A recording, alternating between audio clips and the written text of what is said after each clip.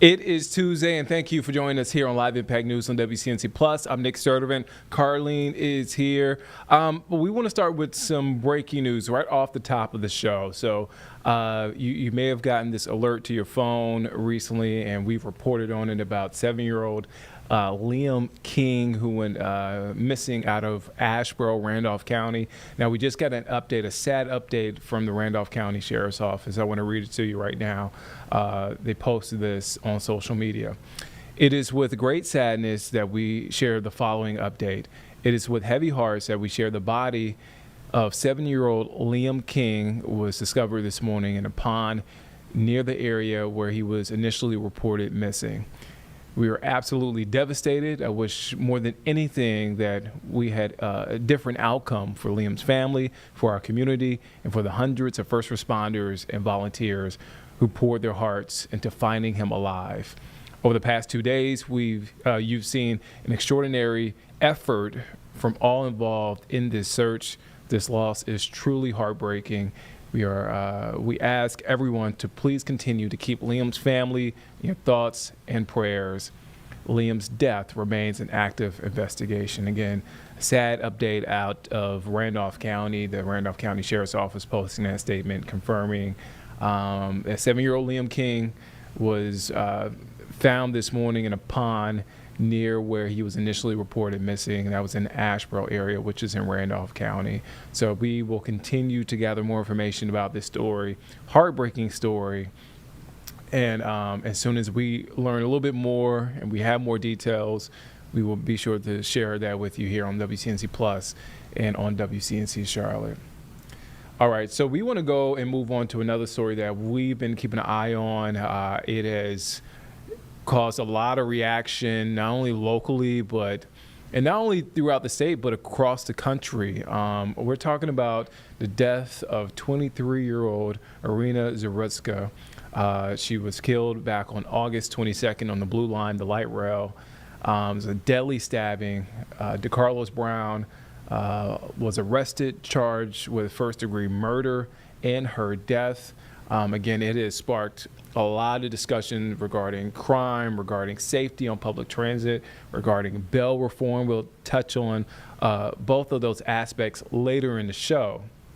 But again, as I mentioned, we've heard from local leaders, state leaders, leaders from across the country, including House Leader Mike Johnson earlier. He spoke at a press conference regarding this deadly stabbing from late last month. Let's listen in to what House Speaker Mike Johnson had to say. Spirits are dampened a little bit this morning because of all the discussion about the crime, and it's not something that we can overlook. It's not something we should overlook. Whip Emmer specifically was talking about this just unspeakable tragedy. This 23-year-old Ukrainian refugee was brutally murdered in cold blood on a train in Charlotte, North Carolina.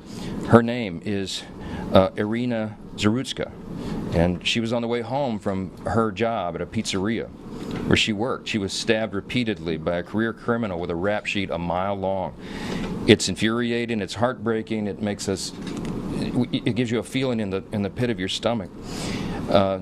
This young lady, Irina, survived Ukraine. She fled amid the deadliest land war in Europe since World War II.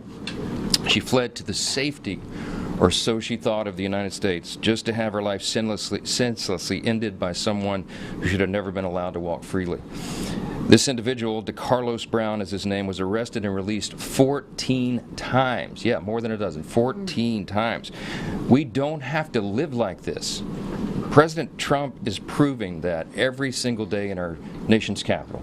And the leader Scalise, was talking about that. Since cracking down on violent crime in the district, roughly 1,700 arrests have been made. Now, you may say that's a small portion of the population. It's just a small fraction, in fact. But somehow the city feels and is much safer. Everybody needs to think about why that is. The Trump administration and local law enforcement know that it's always in every city relatively a select few individuals who are committing most of the crimes. And that's been true in D.C. as well. They're enabled by these soft on crime policies that were discussed here, and even softer prosecutors and prosecutions. And criminals have relentlessly abused the public and the public spaces.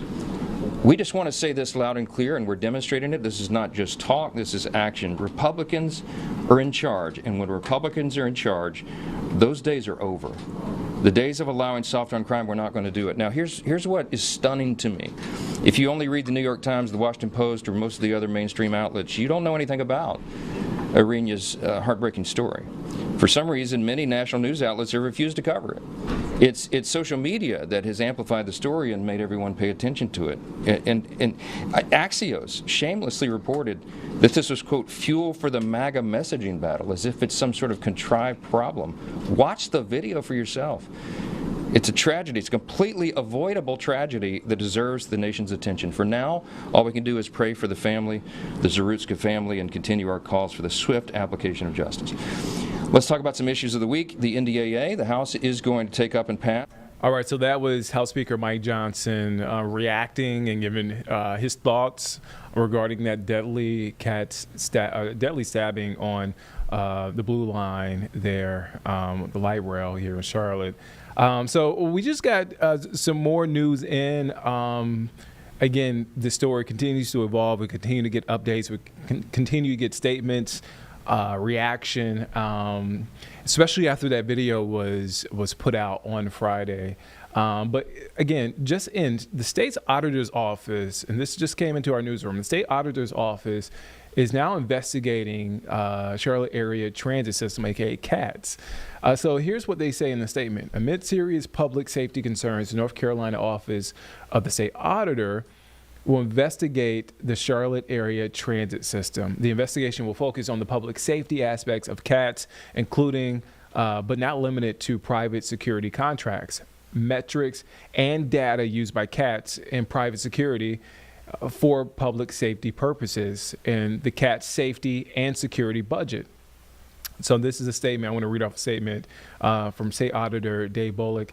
He says, quote, "One of the most basic duties a government owes to people is public safety. The recent lawlessness and violence that have taken place on Charlotte's public transportation raises serious questions about the security measures in place. We will investigate CATS and examine its public safety contracts and operations." Charlotte has, and then I want to read more of the statement from the state auditor's office. Charlotte has faced a string of violent incidents recently on public transportation. In March, a 64-year-old veteran was attacked on a CATS bus, and according to his family, he became paralyzed from the neck down as a result of the attack. Months later, in August, a 57-year-old veteran was hospitalized after being attacked by multiple people on a CATS bus. Just days after that, a repeat offender, who had previously been in prison for robbery with a deadly weapon, stabbed and killed a woman on Charlotte's light rail. Charlotte Mayor Vi Lyles, Metropolitan Transit Commission leadership, and CATS leadership have been notified of the investigation, which will begin immediately. Additionally, the Office of the State Auditor special report on the City of Charlotte's payment to the Chief of CMPD will be released this week. So they've given us news on a couple of different fronts. Again, I want to reiterate, and I just read a full statement from the state auditor's office regarding their investigation into CATS after that deadly stabbing from August 22nd. At the bottom of that statement, they also said they will release more into their findings, their investigation into the City of Charlotte's payment to the chief, to CMPD's chief of police, the police chief. And that will come this week. So I just want to point that out because it's also a story we've been following here extensively here on WCNC Charlotte and on WCNC Plus. All right, so let's take a couple of minutes to step away for a minute. Let's take a 2-minute break. We'll be back here on Live Impact News on WCNC Plus again in 2 minutes.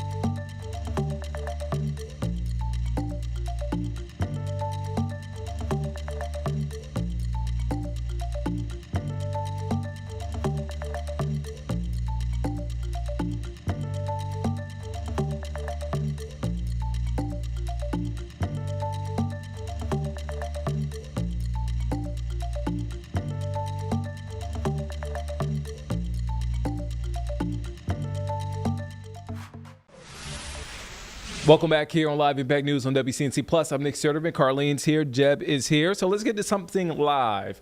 Let's head out to Charleston, South Carolina. What's happening right now, the head of the U.S. Space Force is there in the Low Country, General B. Chance Saltzman, who serves as the Chief of Space Operations, is speaking at McAllister Fieldhouse at the Citadel's campus. So let's listen in to what's being said right now. Let's take a listen in.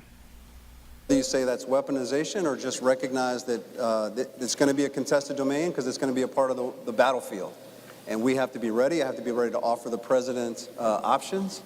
The thing is that the PRC and Russia have already weaponized space. As I mentioned, they have field of weapons that are in space that are going to deny us these capabilities. We have to respond. Yes, sir. And then one more question before we turn it over to the cadets. So obviously, a part of the audience, only a third of the Corps of Cadets actually commissions and goes into the military. So we have people here that are going into the private sector. We have people that are going into the Marine Corps, the Air Force, Army, Navy. On that note, how does the Space Force coordinate with other branches of the military, government agencies, and international partners to ensure a unified space defense strategy? Yeah, it's an important question. The Space Force is the smallest service in the Department of Defense. We are organized purely for operations. We were intentionally designed to not have organic support capability. We don't have military intelligence. We don't have cops. We don't have civil engineers. We don't have lawyers. I'm using an Air Force public affairs officer with me today. We don't have those capabilities. We are focused on operations. So we have to rely on partners. We have to rely on other services to help us. We have to rely on industry to help us build the capabilities that we know we're going to need. We rely on academia to help us do research and development. We have to connect and integrate, maybe at a level that others don't, because we know we can't organically do all the missions that the Space Force requires. We need those strategic partnerships. Sir.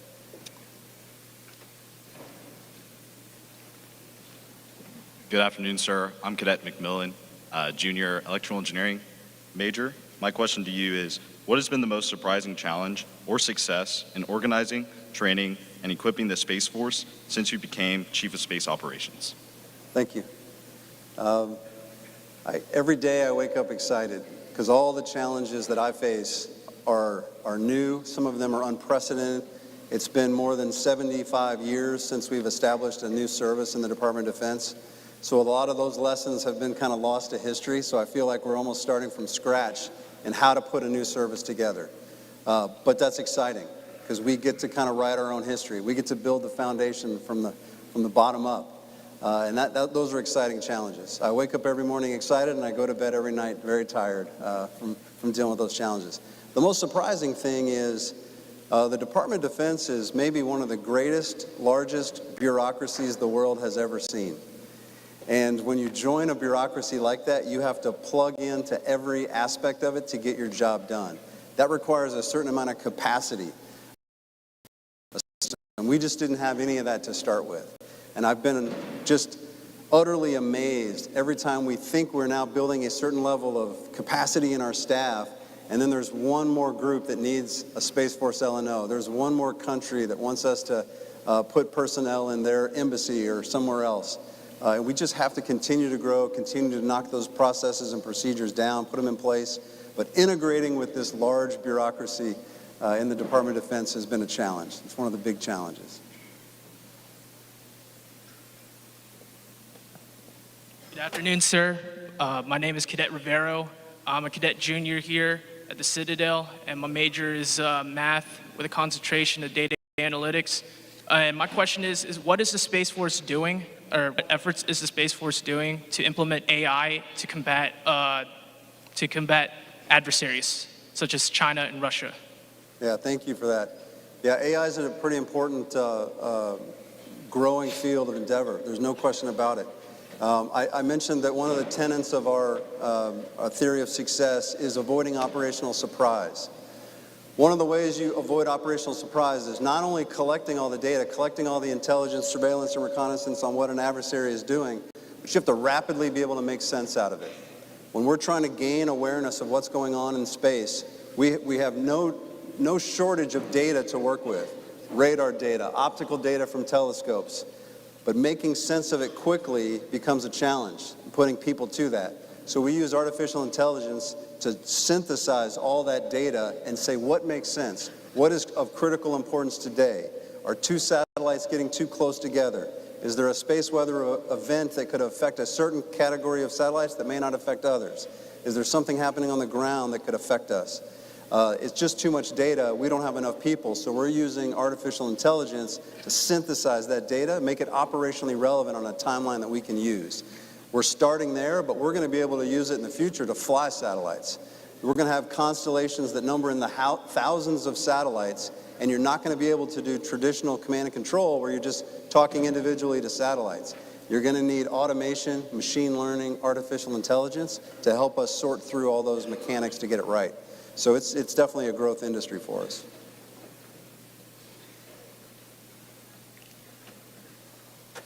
Good afternoon, sir. Cadet Rankins, senior in the mechanical engineering department here. My question was, how prepared are we space-wise in our space assets with a near-peer adversary? My job is to be worried about all of the problems that we face. So I'm kind of a cynic. I never have enough kit to mitigate the threats, so I'm always looking to get more. So if I sound a little cynical, you have to give me a little credit for that, okay? But the PRC is moving faster than we've ever seen. They are fielding capabilities, operational weapons in space, specifically designed to take our satellites out. This is worrisome. So we are going as fast as we can to make our constellations resilient against an attack. Again, like I said, this is something I never had to deal with. When I was flying satellites as a young officer, we were worried about space weather, not combat attrition. Now we're worried about combat attrition. How do we continue to provide these capabilities in the face of an adversary trying to deny them? And so we are rapidly trying to field more resilient satellites. The satellites that we designed 20 years ago weren't designed to take on an adversary. The ones we're putting up there today are.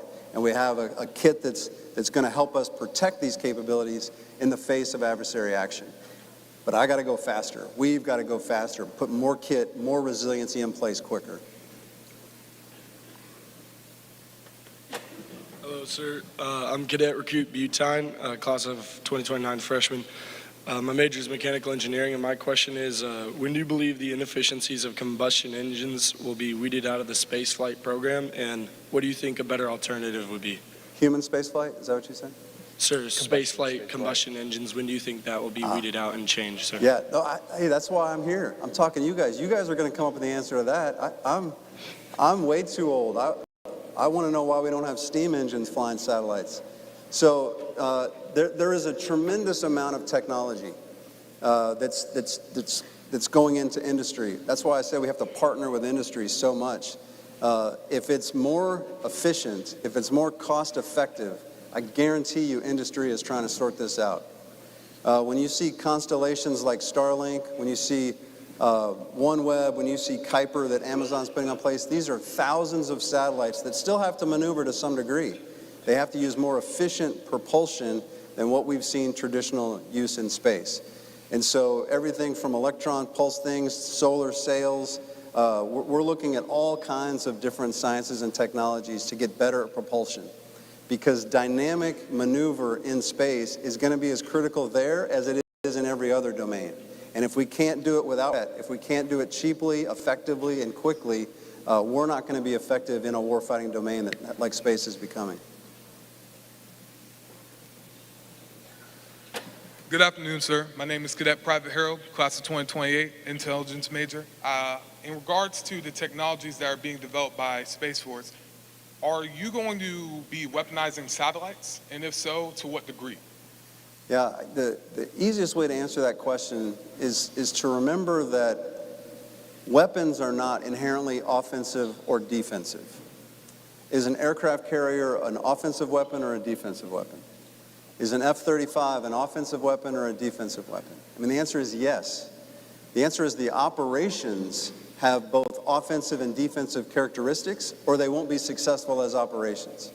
So when I think about conducting operations that will naturally extend into the space domain, I have to make sure that our satellites can both defend themselves and be able to impose costs on an adversary so they can't use space capabilities against our joint force.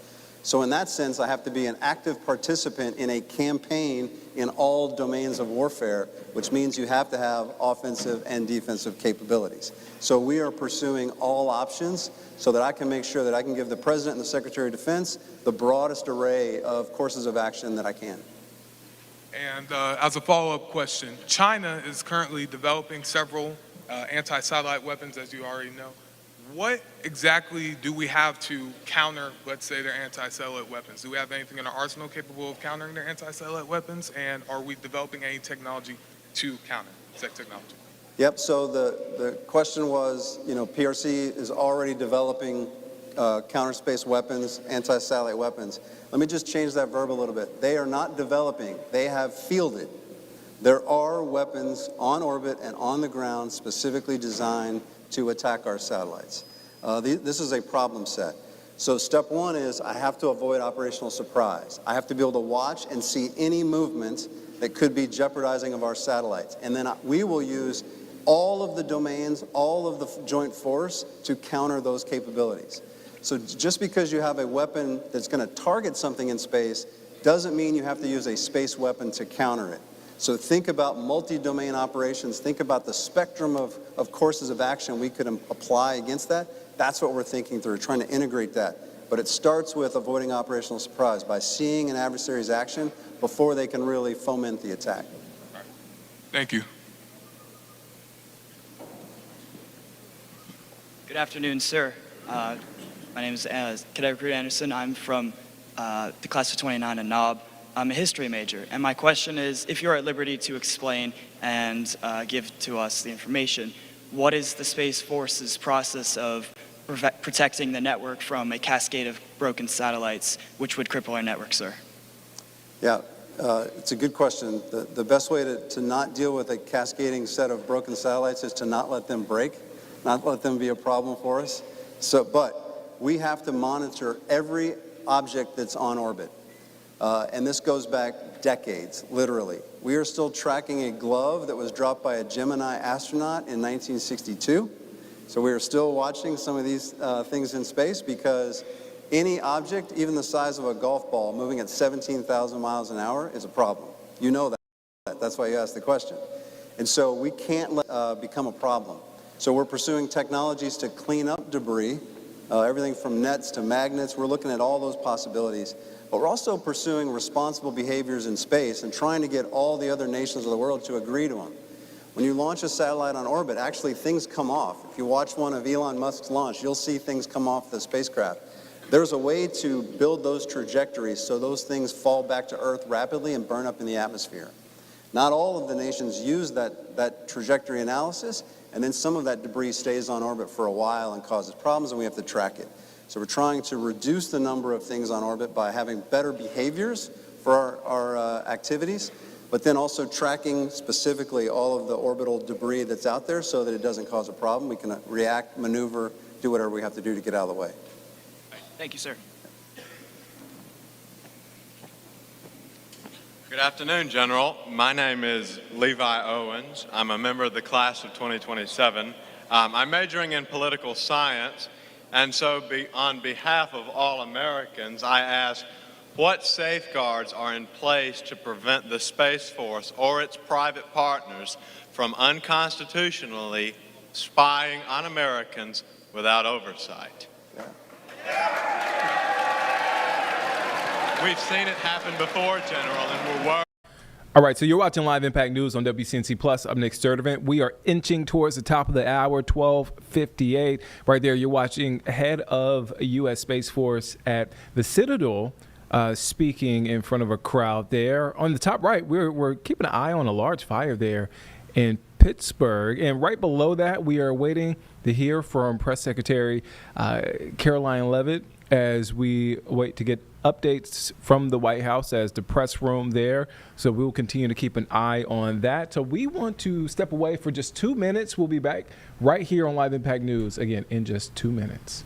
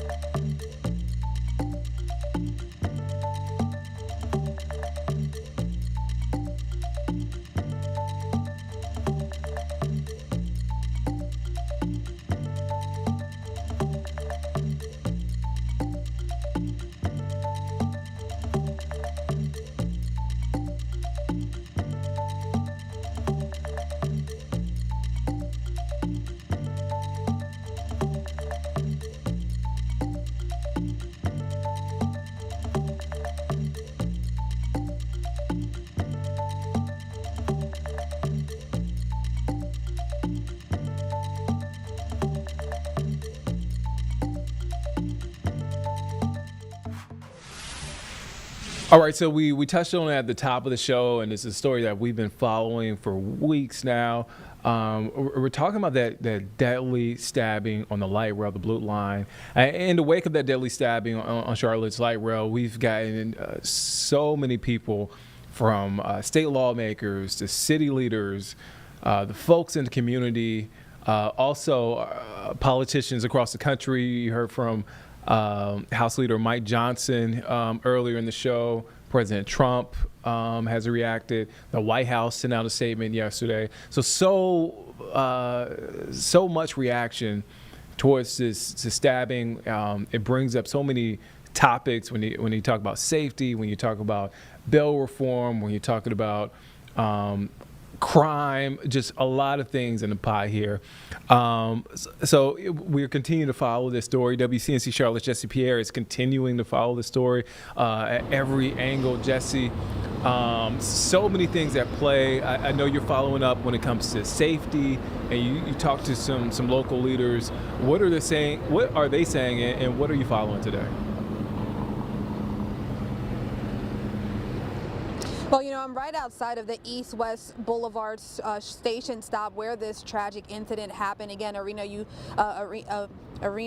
Zarutska, whose life was tragically taken here, and DeCarlos Brown was arrested for this crime and charged with murder. You know, following this incident, there's been national coverage of this. There's been a lot of outrage locally, statewide, and so forth in regards to safety and security. There are questions about gaps in the mental health system. There's questions about, you know, the judicial system and why DeCarlos Brown, who does have a long criminal history background, why he was still out on the streets, especially when he's being evaluated for another case when it comes to his mental competence and so forth. Now, yesterday, Mayor Vi Lyles made a post saying that there were some immediate steps that were going to be taken in regards to safety and security, deploying a stronger presence on platforms and to increase fair enforcement. Now, throughout the day today, we were earlier in Uptown in the main CAT station and so forth. So we did see police stationed out there. We did see more guards in and around the area. Some folks I spoke to say they saw some extra security. Some felt like the same. Now we're here at the East-West station. When we got here, two CMPD officers did get on the rail line that was here. So it looks like they're, you know, riding the trains. And that is one of the things that folks are saying, right? It's nice to have security and police stationed outside of these different station stops or the center in Uptown. However, they want to see more security, more officers riding the actual rail line, riding the buses in here, and that is what would make them feel more secure. Now, I did speak to some local city leaders, and overall, that is kind of the feeling. They want to continue to push that. They want to see more security efforts when it comes to making sure that folks know they are taking this seriously, and that is their priority when it comes to making sure Charlotte is safe and riders are safe and staff that work for CATS is safe.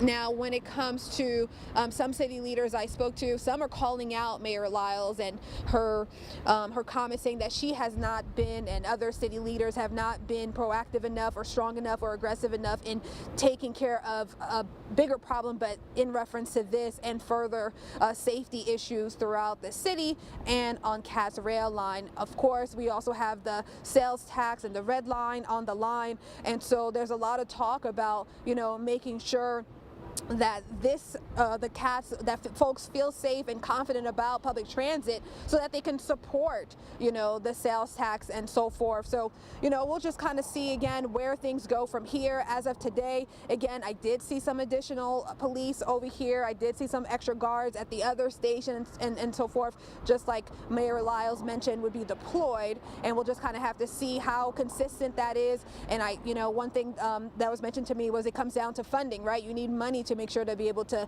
upkeep this extra level of security and guards and police and so forth to make sure this happens. And that's what we're kind of focused on. I'll have a story later today, and you'll hear from local city leaders on their thoughts about the actions that are being taken. Nick? And Jesse, before I get you out of here, one quick question, and correct me if I'm wrong. You're speaking with Tart Bakari, former city councilman, also was within the Trump administration up until about a week ago.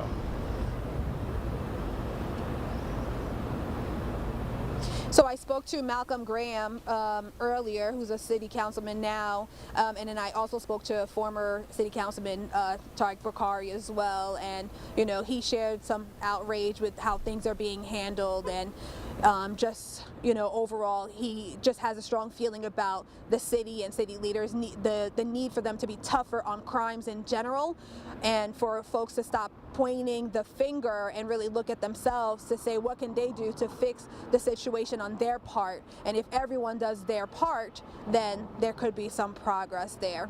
Nick? Jesse Pierre, following all things regarding the story, quite frankly, again, you can catch Jesse at 4, 5, and 6 o'clock this evening. And it's so much information on our digital platforms. Jesse, thank you for your time.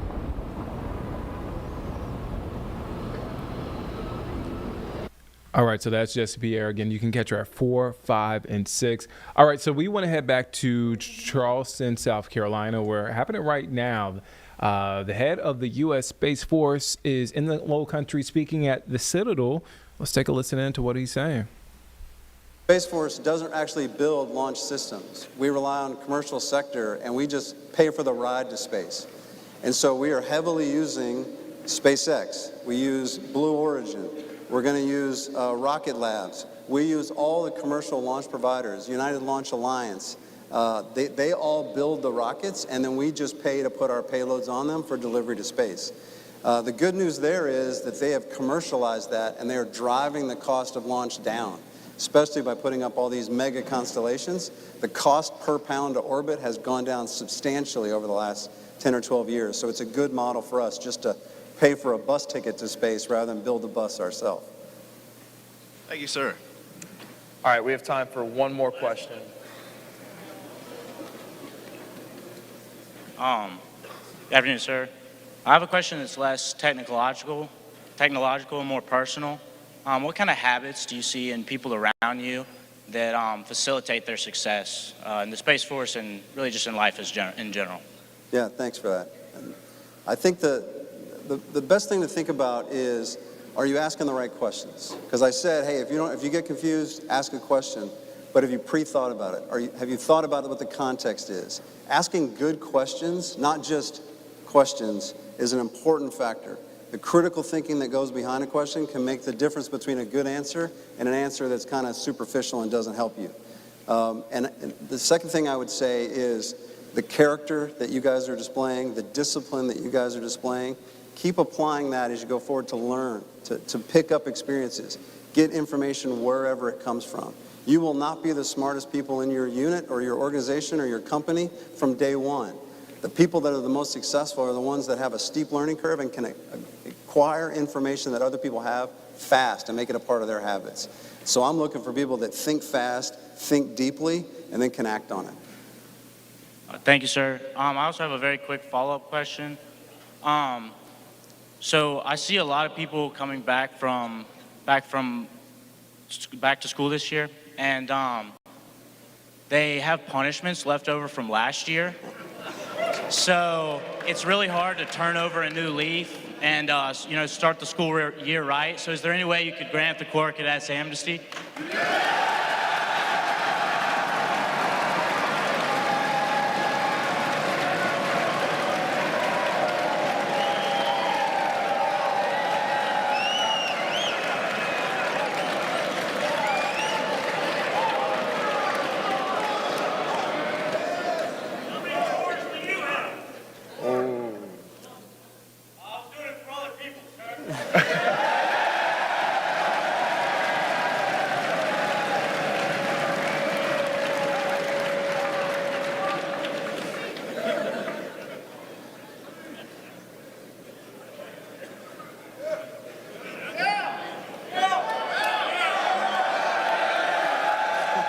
He's just shaking his head over there.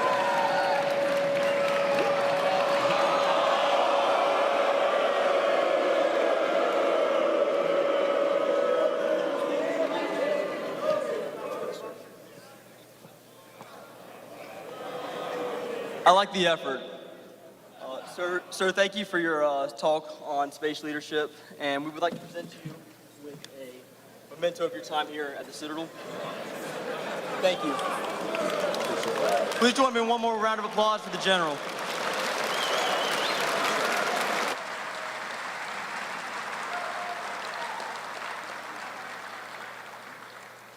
Corps, y'all are dismissed.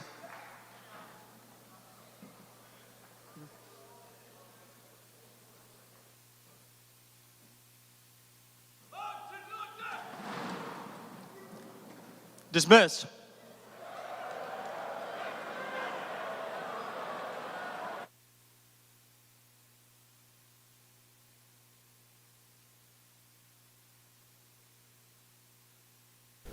All right, so it looks like that just wrapped up the head of the U.S. Space Force in the Low Country speaking at the Citadel. All right, so we're going to take a break. We'll be back in just 2 minutes here on Live Impact News on WCNC Plus.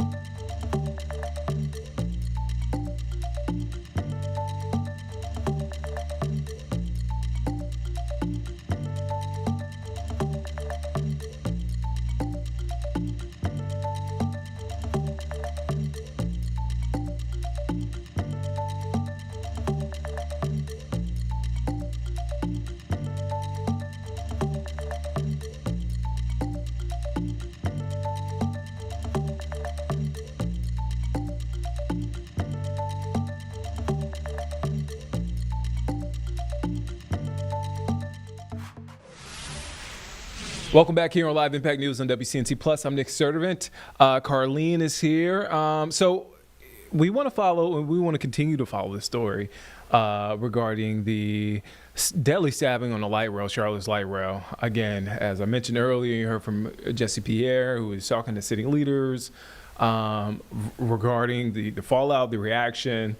There's been a lot of conversation, and that conversation is not just confined here locally and not just statewide, but across the country. We heard from House Speaker Mike Johnson earlier. We heard from the White House as well. President Trump also reacting. And one of the things it brings up, and President Trump mentioned this yesterday, that the man charged with first-degree murder in Irina Zaruska's murder, that he was let out on cashless bail. And so that has, again, sparked conversations regarding that. President Trump signed an executive order to get rid of cashless bail. So here we did some digging, and again, there's been a lot of discussion surrounding the murder suspect of Carlos Brown and cashless bail. And from what we have gleaned and what we have gone through some of the records, we still have some questions, and we're still verifying that information. We have Megan Bragg here, who is breaking all of this. Again, I'm looking at it right now from what our assignment desk and our digital producers found. You went through that stuff. And again, when you say something like that, President Trump says something like that. Right. Yeah, it brings out a lot of stuff with this, and it is kind of not necessarily confusing, but there's a lot that goes into it. So let's buckle up. First, I'm going to say this like a verify and tell you our sources and who we went to. We went to Attorney Gary Monty. We also went to state law, and we also looked into Brown's rap sheet and what he was arrested for and what the judge let him out with. So basically in North Carolina, we do have a money bail system in place. Now, Gary Monty says when you say cashless bail, it basically means like we don't ever have to pay anything when we go to court. And that is not true in North Carolina. There are systems in place where you do have to either pay for something, depending on your charges. It's not like, you're a free man. You get to go, basically. And some other states have different rules. And so in North Carolina, we do run on a money bail system. However, there are 5 statutes that judges go off by, and they take a lot into consideration.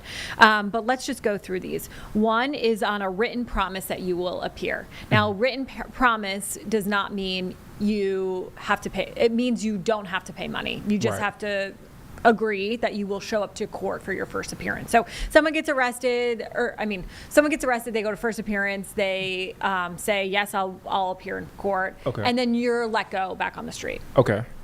Number 2 is an unsecured bond. So that means after the fact, right? So a judge says, okay, you're on an unsecured bond of $2,000.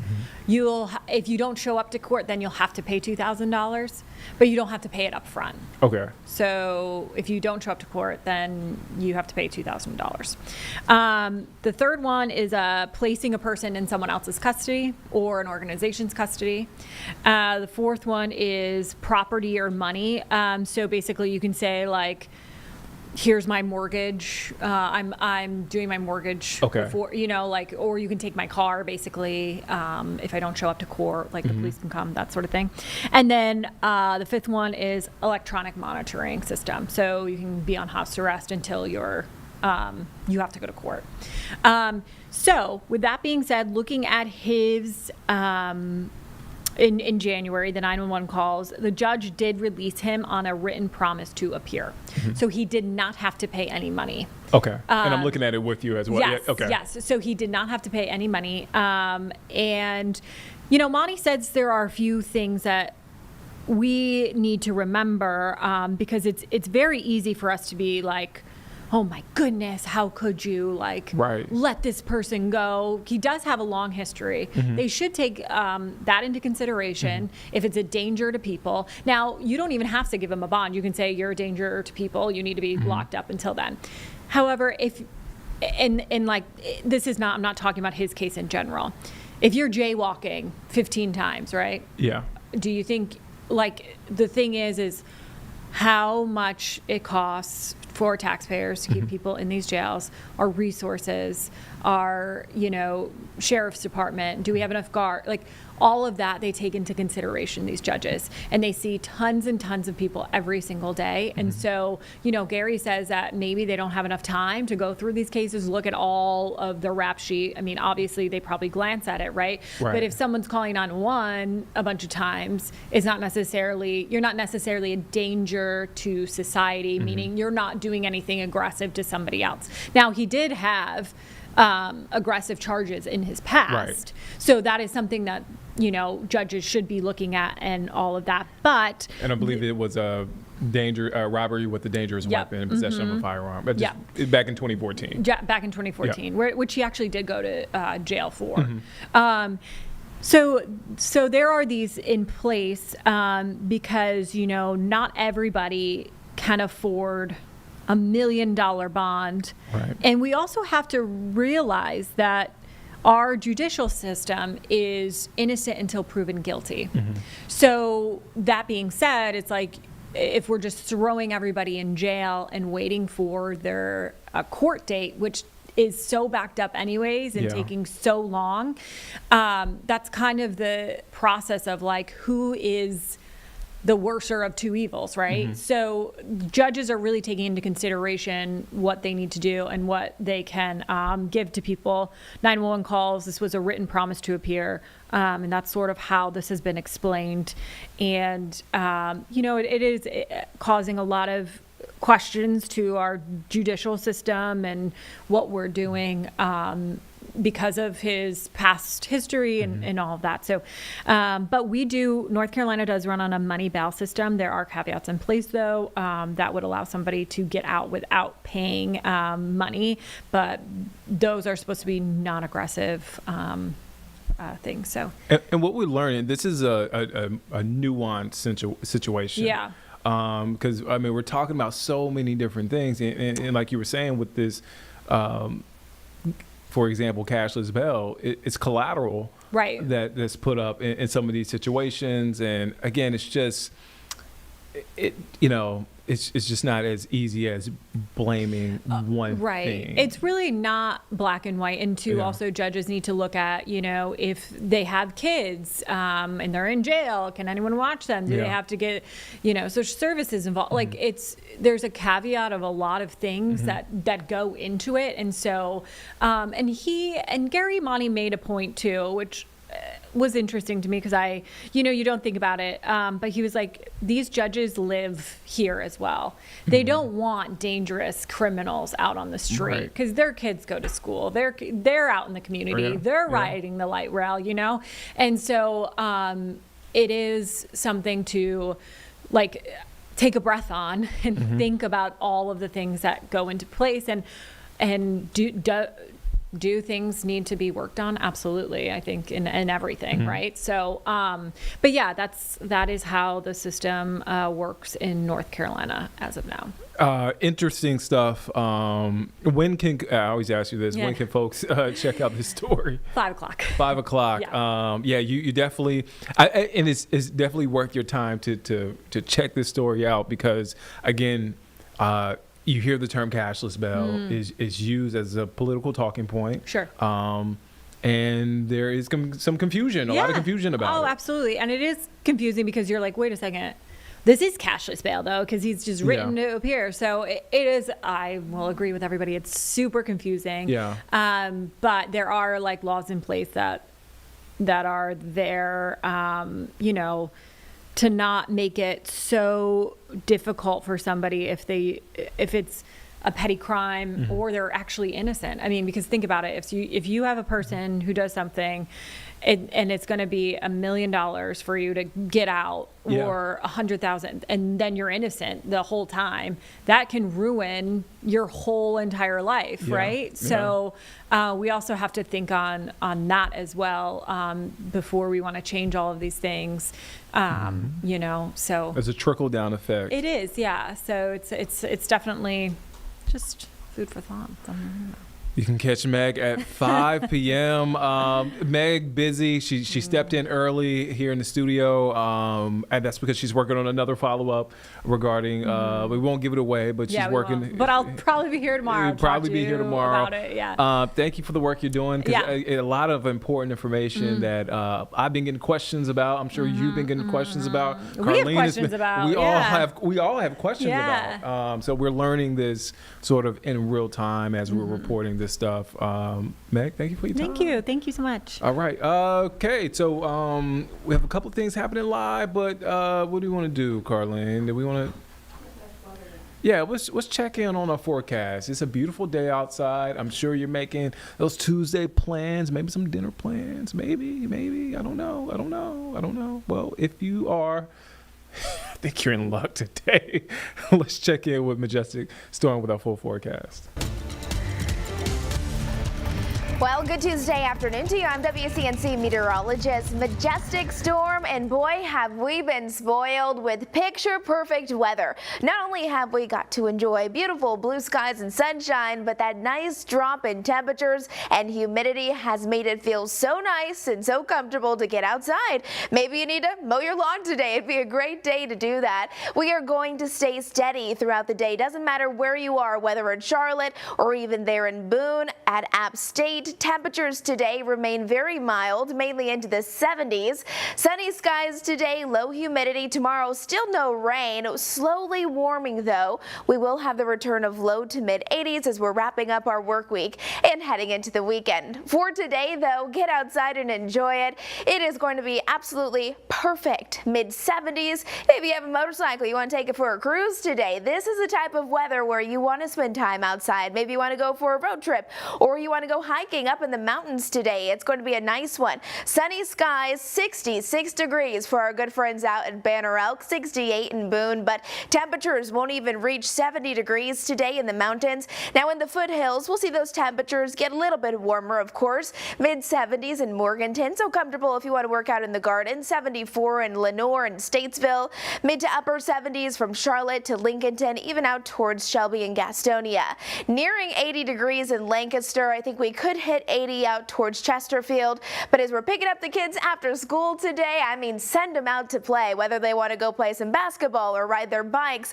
It is going to be very, very nice for everyone with sunny skies with those mid 70 degree temperatures. Maybe you want to have dinner outside tonight. If that's you, I say absolutely do it. It's going to feel nice temperature wise, but you know, it's been so noticeable how the humidity has been so low. Usually in the middle of summertime, we'll see the dew points well into the mid to upper 60s, low 70s, even higher than that, where you step outside and the only thing you can notice is how thick the air feels. This dry air feels incredible. It makes it feel a little crisp out there, especially in those early morning hours where we have seen temperatures dip into the 50s. Even up in the mountains, we've had 30s and 40s. Now, over the next few days, we are going to see a gradual warming trend. Again, upper 70s today, low 80s as we're heading into Wednesday. We'll head into a weekend with still below average temperatures, but not by a whole lot, right around where we should be. But look at Monday of next week, starting to get a little warmer, nearing 90 degrees. So if you like the fall-like weather, hopefully you can enjoy the next few days. Look at these overnight lows tonight. Have you liked that cool and crisp air that we've been waking up to? You step outside and you can just feel that fall in the air. Our lows tonight, again, dipping down into the 50s for many, and then some 40s up towards the mountain locations. Now, this is the type of weather where you truly do. You want to open up your windows. You want to let in that nice, fresh air because, yeah, it's cool, but also it's not sticky. It's not humid outside, and those lows will continue to feel really, really nice. As far as rain goes, it's going to be dry today, tomorrow, and straight into Thursday. So if you have a garden or any beautiful flowers that you're still holding on to, they will need some water in this week. Here's 3 o'clock in the afternoon as we're picking up the kids after school, or maybe you're getting off of work. We have high pressure in place that will deliver beautiful weather. Another nice sunny day today across the Carolinas, and like I mentioned, it is going to be very dry. No rain chances until next week, and even at that, it's only a 20% chance, so keep that in mind. This is perfect weather to get outside if you want to take your dogs out or just simply read a book outside. Stay close to the WCNC weather team. We'll keep you up to date with the very latest. Have a great Tuesday. All right, that's Majestic with our full forecast. I'm looking at it, Carlene. There's still a 87 out there, so there's still some time. It's a Monday, so you'll be here. I'll be here. Yeah, so I'll be here. I don't know your chances at the pool. Probably not great. Not great, Carlene. Probably not great chances at the pool if I'm here, Nicholas. Thank you for reminding me. It's all good, Carlene. That's what I'm here for. That's what I'm here for. All right, let's move on to a major project that's happening in Lake Norman. We're talking about an intersection project, and it will close that intersection. We're talking about for months, and we're talking about millions, tens of millions of dollars at stake in this project. Let's check in with WCNC Charlotte's Walker Lawson. He has the orange vest on, so you know what that means. It means he is covering this story. Walker, you're there at Lake Norman. What can you tell us?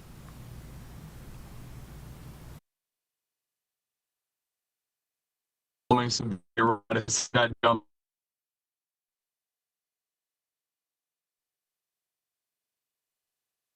in this area, but this is a large project. The Brawley School Road exit has been under taking place here. Hopefully you guys can hear me. Looks like I'm having some technical. Yeah, we're gonna have to get back to Walker. We have a little bit of technical difficulties, signal issues. But I can say, let me make sure I get the time right on Walker's story. You can catch him at 5:30. I'm sorry we couldn't get him on the stream. We're having some signal problems. Walker, be safe out there if you can hear me. Again, we're talking about a Lake Norman intersection that is looking to be widened. You're talking about tens of millions of dollars, $51 million roughly on this project. So again, you can catch the story at 5:30 here on the stream. Let's go now to the White House because the briefing has just started. We've been keeping our eye on this. Caroline Levitt just got to the podium. Let's take a listen in. Thursday, with a visit to the Pentagon Memorial in the morning, followed by an appearance at the New York Yankees game at Yankee Stadium in the Bronx on Thursday evening. Next week, as you all know, the President and the First Lady will depart for their historic state visit to the United Kingdom on Tuesday, and they return to Washington on Thursday. Today, I would like to address the tragedy that has not received nearly enough media attention, the brutal murder of Irina Zarutska. Here are the facts that many outlets have shamefully and intentionally failed to report until President Trump drew attention to it. On August 22nd, Irina Zarutska was stabbed to death on the rail system in Charlotte, North Carolina by a savage career criminal. This is a public transportation system that many in the area use every single day to go to school and work. Irina was on the train that night traveling home from her job at a pizzeria, still in uniform from her shift. This beautiful, innocent 23-year-old young woman was a Ukrainian refugee who had recently fled her country for a chance at a safe and a promising new beginning here in the United States of America. But tragically, a public transportation system in a major American city was more dangerous than the active war zone that she left. The President and the entire White House are praying for her family and friends during this unimaginably difficult time. But while we extend our thoughts and prayers, we must also seek justice for this crime and call attention to this heinous incident. Surveillance video of the killing was finally released to the public this past Friday. It shows the alleged killer, DeCarlos Brown Jr., pull out a knife, get up from his seat behind Irina, and prepare to thrust a blade into her neck before the released footage gets cut. This is pure evil on full display. The most enraging and unacceptable part of this story is that her death was entirely preventable. DeCarlos Brown never should have been on that train that night. In fact, he should have been behind bars. DeCarlos Brown has been charged with crimes no fewer than 14 times, dating back to 2011, including for armed robbery, felony larceny, breaking and entering, and shoplifting. Brown had previously served 5 years in prison for a robbery with a deadly weapon charge, and he had also forfeited bonds 3 different times, twice in 2014 and once in 2023. Despite all of this past documented criminal history, when Brown was arrested yet again in January of this past year, a Democrat judge, I will add was a strong supporter of former Vice President Kamala Harris, released this insane criminal once again without requiring him to pay any bail. He simply had to sign a written promise to return for his court hearing. Think about how crazy it is to ask a career criminal, someone who by definition repeatedly breaks the law, to just sign a written promise and come back again another day. This is madness. This monster should have been locked up, and Arena should still be alive. But Democrat politicians, liberal judges, and weak prosecutors would rather virtue signal than lock up criminals and protect their communities. And perhaps most shamefully of all, the majority of the media, many outlets in this room, decided that her murder was not worth reporting on originally because it does not fit a preferred narrative. Many of the journalists in this room spilled plenty of ink trying to smear Daniel Penny for defending a subway car from a deranged lunatic in New York City, but none of those same reporters lift a finger to write stories about an actual murderer. Here's the truth that every American must know. Too many innocent people across the country continue to pay the price of the failed experiment known as cashless bail that has been championed by the Democrat Party for years. All the way back in 2020, North Carolina's then Democrat Governor Roy Cooper established a so-called task force for racial equity and criminal justice. Sounds nice, but it's not. That task force was co-authored by then Attorney General and current Democrat Governor Josh Stein. It recommended, quote, reimagining public safety to, quote, promote diversion and other alternatives to arrest. It also advised to de-emphasize some felony crimes, prioritize, quote, restorative justice, and eliminate cash bail. Democrats in North Carolina and nationwide are consumed with pushing a woke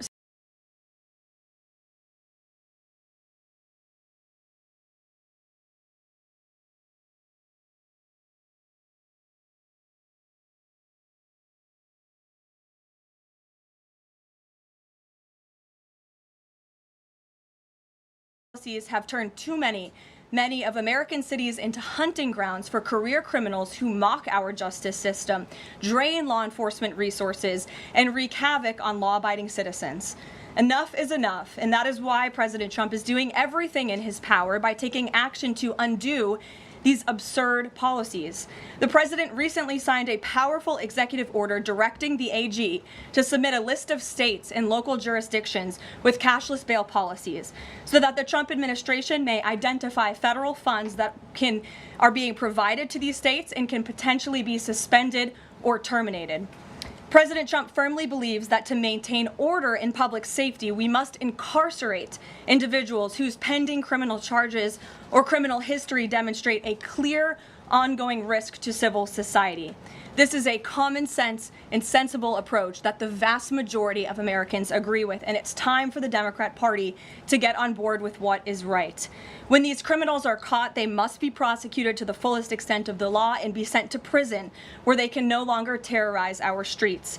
This is the mandate the American people delivered to President Trump, and it's a mandate he intends to fulfill. Staying on the topic of public safety, new preliminary data released today by Customs and Border Protection in August shows that President Trump has delivered the most secure border in American history. For the fourth straight month, 0 illegal aliens were released into the United States by CBP. Nationwide encounters are down 93%, below the peak of the Biden administration. Border Patrol apprehensions on the southwest border in the entire month of August were less than what was apprehended in 4 days in August 2024 under the Biden administration.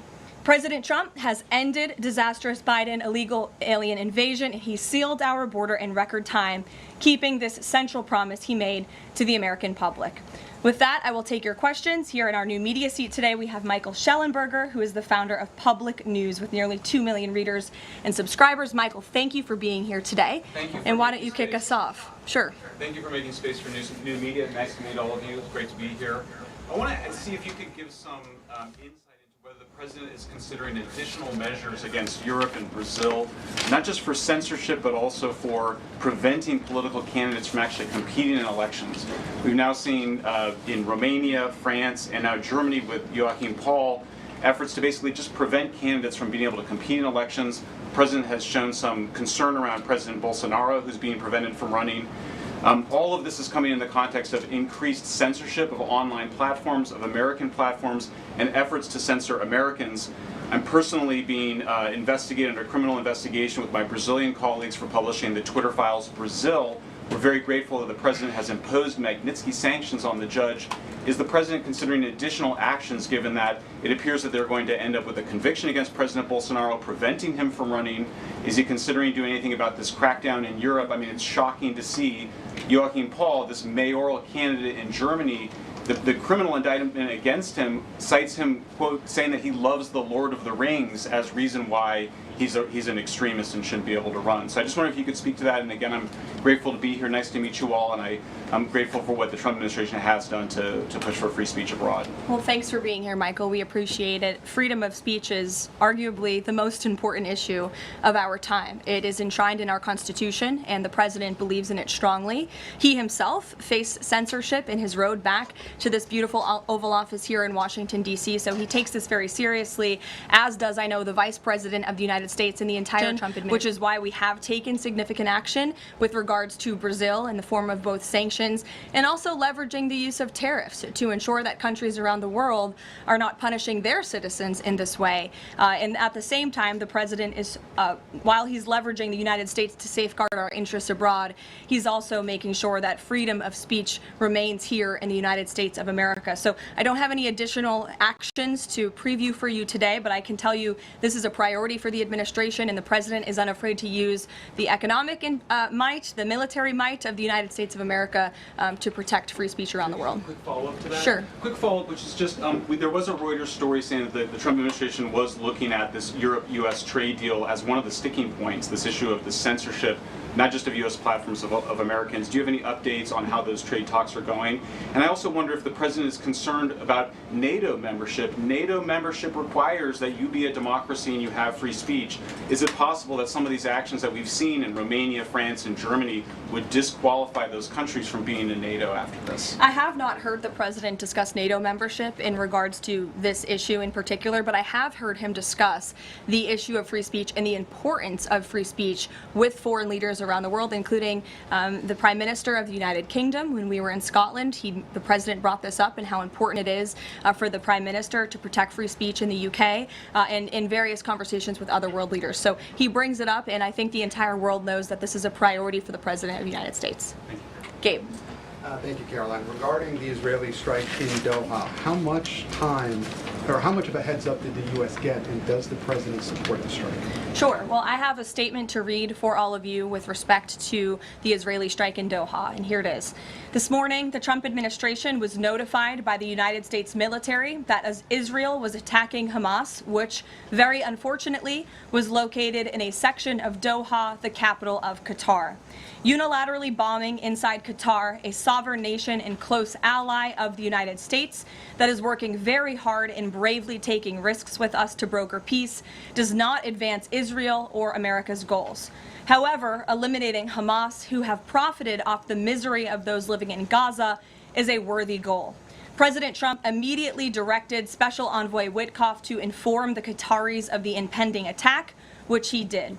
The President views Qatar as a strong ally and friend of the United States and feels very badly about the location of this attack. President Trump wants all of the hostages in Gaza and the bodies of the dead released, and this war to end now. President Trump also spoke to Prime Minister Netanyahu after the attack. The Prime Minister told President Trump that he wants to make peace, and quickly. President Trump believes this unfortunate incident could serve as an opportunity for peace. The President also spoke to the Emir and Prime Minister of Qatar and thanked them for their support and friendship to our country. He assured them that such a thing will not happen again on their soil. And to be clear, the President disagrees with the location of the strike, and that he passed that along to the Prime Minister Netanyahu. The President just confirmed that in the statement that I just read to you, which I spoke with him about before coming out here. Caroline, Jackie. Thank you, Caroline. So is the President upset with Netanyahu now?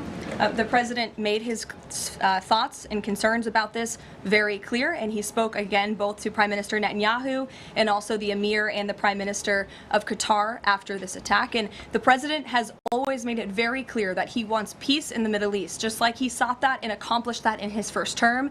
He expects all of our allies and friends in the region, that includes both Qatar and Israel, to seek peace as well. And he wants to see that happen, and he's working with all of our allies in the region to get that done. Are there any consequences, so to speak, for Netanyahu doing this, as it sounds, against the president's wishes, or at least his belief that it was appropriate? Is there going to be any directive from the president to Netanyahu in terms of what's allowed in the future? And also, is there any concern this could jeopardize the Abraham Accords? Look, that's a decision only the president can make. With respect to your first question, to answer your second question, as you heard from the president, he said he believes that this can serve as an opportunity for peace, and he's still actively and aggressively pursuing it with all of our allies and partners in the region. Jennifer. Just to follow up on that, Caroline, are you able to say how often the president spoke to the Prime Minister of Israel before this? Because that's one question. And then what did he mean on Sunday when he posted, "I've given my last warning to Hamas," etc.? He wasn't talking about this strike on Doha? No, he was not.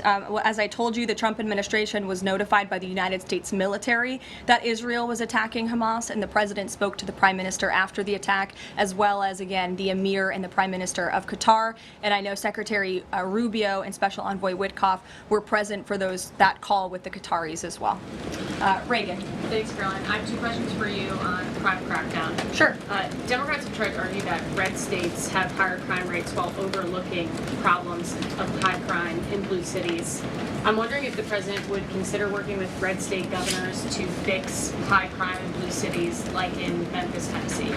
So first of all, I want to get to the premise of your question, Reagan, which is being pushed by Democrats, that there is crime in red states. Of course, there is crime in all states, but the crime in these cities is all in cities that are run by Democrats. If you look at the list of the top 20 high crime cities in the United States, every single one, with the exception of one in Louisiana, is run by a Democrat. And these Democrats have supported the same policies that I spoke about at the beginning of this briefing, like cashless bail. If you look at a red state, Mississippi, but a Democrat-run city in that state, Jackson, in 2019, Jackson, Mississippi eliminated cash bail for virtually all misdemeanor cases. And while Jackson is not formally a sanctuary city, the state of Mississippi formally banned sanctuary cities, and this city has acted as a de facto sanctuary city for criminals and illegal aliens since 2017. Same thing, Birmingham, Alabama, a Democrat-run city in a red state. In 2017, the Birmingham City Council unanimously passed a resolution, quote, committing to establish sanctuary policies. So if you actually look at the facts from these Democrat-run cities, these are cities that are run by Democrats and by by members of the Democrat Party. These are blue cities, and they have all supported these disastrous policies which allow repeated career criminals back onto the streets to further commit acts of violence. And so to answer your question, yes, the president wants to work with anyone across this country who wants to end these horrible policies and to bring law and order to our streets. And I think that is proven by his tremendous cooperation with the mayor of Washington, D.C. and our nation's capital. And just look at the results of that. And I do have some updates for you on the D.C. crime crackdown if anyone is interested. There have been a total of 2,177 arrests made since the start of the operation on August 7th. Just last night, there were 57 arrests made in Washington, D.C. Of the 57 arrests, there were 14 illegal aliens who were arrested, many of whom had prior criminal histories. And other arrests just last night in our nation's capital, so you all can be very grateful for this. Our great men and women of law enforcement, both federal and local, working together as they should, made an arrest on a warrant for assault with the intent to kill. The subject shot 2 adult males after an altercation. They made an arrest on a warrant for an armed carjacking. The subject assaulted an adult male in the face with a firearm and then took his keys. We also made an arrest on a warrant for simple assault and the destruction of property, subsequently charged with second-degree theft. Last night in D.C., there was an arrest for possession of a controlled substance with second-degree theft. There was an arrest for possession of a controlled substance with the intent to distribute that subject. The person is also a subject of interest in a homicide and a carjacking. Last night in D.C., we also arrested a felon in possession of a firearm who was carrying that firearm without a license. So these are the career criminals. These are the bad guys that we are picking up in Washington, D.C. every day. The president would love to do this in every Democrat-run city across the country, and he hopes that more Democrats will call the White House to allow us to help them. One more that's D.C. specific. Congress is poised to not extend Trump's federalization of the D.C. police. Mayor Bowser signed an executive order formalizing cooperation with federal forces. You just mentioned all the success that the operation has had. Does the White House believe that the Mayor Bowser's action enough to continue the crime crackdown? We are very grateful for the mayor's cooperation in this effort, and we look forward to continuing to work with her and the Metropolitan Police Department. Bloomberg. Thanks, Caroline. The president says, he was planning to speak with Putin soon. Can we expect a phone call between the two leaders this week? I don't have any phone calls to read out between you, the president, and any other foreign leaders. Ed. Yeah, thanks, Caroline. We're going to ask about the benchmark revisions that came out. If you look at the revisions between March of 2024 and March of 2025, and you do a little math, it averages out to 73,000 jobs roughly per month added to the economy, less than what was thought. When can we expect the Trump administration, now that their policies are rolling out, for that increase, that average to increase? Well, let me just say something about the revisions that came out this morning, and this was one of the biggest revisions in absolute terms in decades. And the benchmark year, March 2024 to 2025, shows that the job growth was vastly weaker during the Biden administration than ever previously reported. Between this revision and last year's, job growth was actually overstated by approximately 2 million jobs. And the Biden administration stood up here and vouched for that data and told you that data was real. And when President Trump calls into question the veracity of that data, like he did before he took the oath of office and even now as President of the United States, he was ridiculed for that. And turns out this revision proves two things. Number one, the president was right, and this is why we need new leadership at the Fed. And this makes it very clear that President Trump inherited a much worse economy by the Biden administration than ever reported.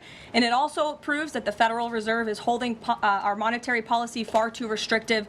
Interest rates are too high. The Fed needs to cut the rates because of the mess that we inherited from the Biden administration. Time frame. The president has said a year. Secretary Besson said maybe the fourth quarter.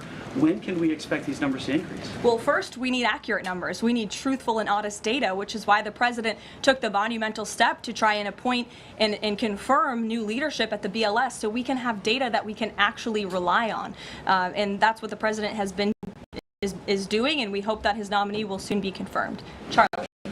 You addressed the crime of Irina Zarutska and the president to deliver justice for victims of crimes like that horrific stabbing. And the Epstein files are back in the news because a lot of Americans feel that that Jeffrey Epstein's victims never got justice. Does the president care about these victims? Do you think he can does he want to deliver more justice for them? And is he willing to meet with them?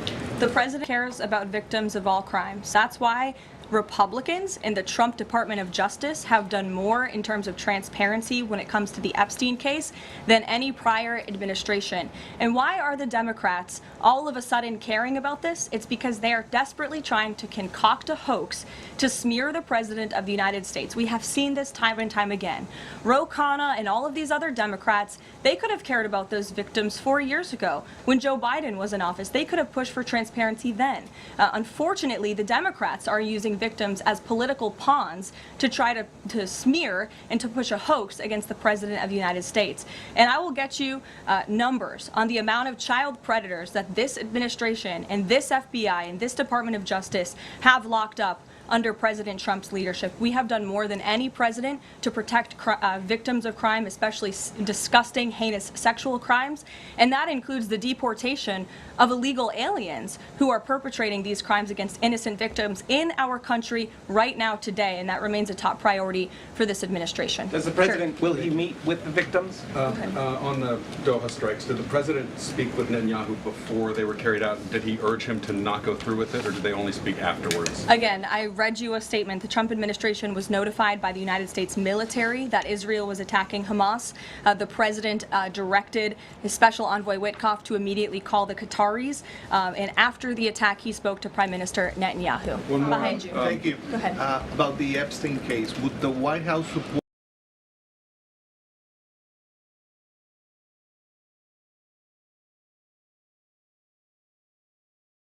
Sure, we would support that. And in fact, I have already seen many forensic analysts of signatures coming out. I believe it was the Daily Signal that published a piece with 3 separate signature analysts who said that this absolutely was not the president's authentic signature. And we have maintained that position all along. The president did not write this letter. He did not sign this letter. And that's why the president's external legal team is aggressively pursuing litigation against the Wall Street Journal, and they will continue to. Christian. Thanks, Caroline. Following up on Ed, now that we have these revised jobs numbers, is the president concerned at all that price spikes, stemming from his tariffs through the end of the year might actually be driving the country towards a depression or a recession? What I'm asking is he committed to these policies now that we know how faulty the jobs data was? The president is committed to his policies because his policies are working, Christian. And there have been a lot of people fear-mongering about inflation in this has not come to fruition. On a monthly basis, CPI inflation has now come in at or below the market's expectation for 6 consecutive months, every month that President Trump has been in office. Overall, inflation has run at a 1.9% average pace in the president's first 6 months in office. I would have told all of you that in January, you would not have believed me, but those are the facts and those are the numbers. And we also see many other positive signs in economic indicators like real GDP. In the second quarter, it was revised up to 3.3%. That beat the market's expectation. We know there's a capital spending boom right now, which we know is one of the greatest economic indicators of job growth. We know wages are increasing at a far faster pace than they were under the previous administration. We see productivity in the second quarter was also revised up to a strong 3.3%. In total industrial production, factory output also surged. All of this means the economy is moving, people are working, people are spending money. You look at consumer spending, that is also ticking up and in the right direction. And a large part, it's because of the incredible work the president has done in terms of energy and unlocking our energy dominance in this country. Again, these jobs, the numbers from the BLS today prove that the economy was an absolute mess, and we are working every single day to fix it, and all of those indicators I just read for you are positive sign of what is to come. Just one more quickly on sure, trade, Danny. I just wanted to get a bit of clarity on the sequence of events for the Doha attack and the notification. You said that the U.S. military notified, if I got it right, the Trump administration was notified by the U.S. military. That's right. Was the U.S. military notified by the Israeli military, or did the U.S. military detect an incoming Israeli attack on Qatar? The U.S. military notified the White House and the President of the United States. That's all I have to share for you on that, Danny. Thank you. Jeff.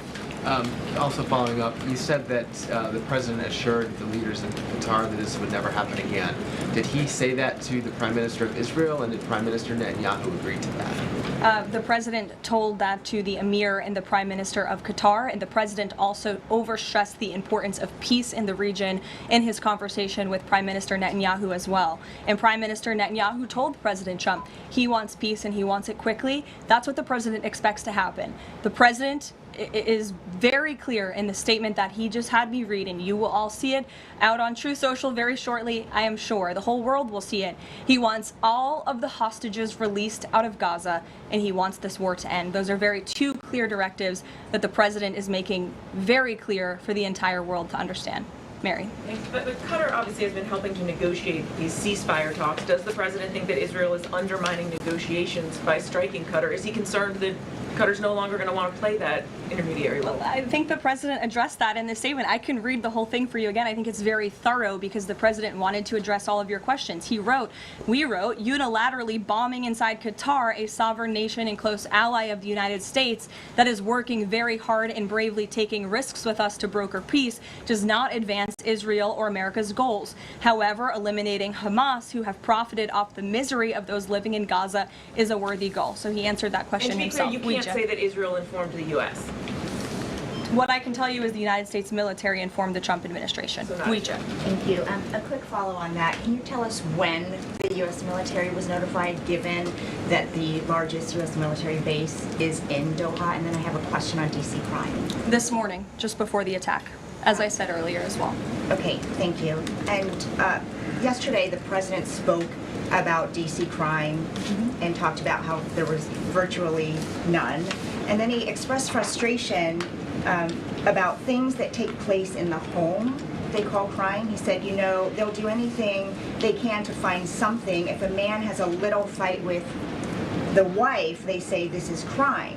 See, now I can't claim 100%. Exactly what crimes was the president referring to?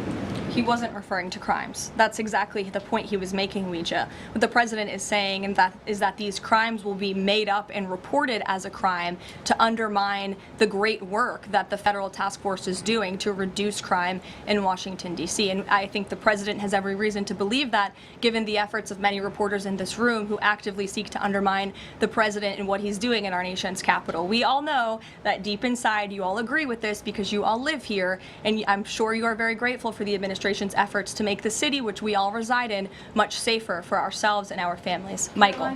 Thank you, Caroline. Florida Congressman Randy Fine is calling for judges to face consequences if the violent repeat offenders they release go on to commit new crimes. Is that something the president supports?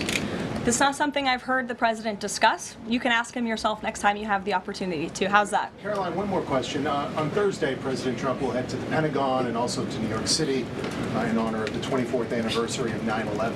Has the president expressed any interest on creating or having congressmen create a new 9/11 commission to answer some of the ongoing questions many Americans have about that day? I, again, have not heard the president discuss that. You're welcome to ask him yourself, but I do know he very much looks forward to going to both the Pentagon and the Yankees game in New York City on Thursday to commemorate the 24th anniversary. As you know, the president is a New Yorker at heart. He loves the city very much. It is his home, and you'll hear more about that on Thursday when the president speaks on this himself. Kelly. All right, so you're watching Live Impact News on WCNC Plus. I'm Nick Sturdivant. We are at the top of the hour, 2 o'clock. Right now, you're watching the White House briefing that is underway. Press Secretary Caroline Leavitt answering questions, taking questions from reporters. She did mention and did give the White House's reaction to the deadly light rail stabbing here in Charlotte. That video making its way through social media and making its way into the national conversation. So again, that is the White House briefing that is happening right now. We want to step away from that and we want to go to an important story here in Charlotte because polls are open right now as we speak in Charlotte for the municipal primary election that is taking place. Doors open at 6:30 this morning. They close at 7:30, and there's some high-profile contests on the ballot this year. We want to get out to Bria Smith, who is covering this story for us. Bria, you've been out there in the precincts. What should voters know, and what are voters also telling you? Yeah, so I'm actually at a precinct now in our inner vehicle. So we're still boots on ground out here.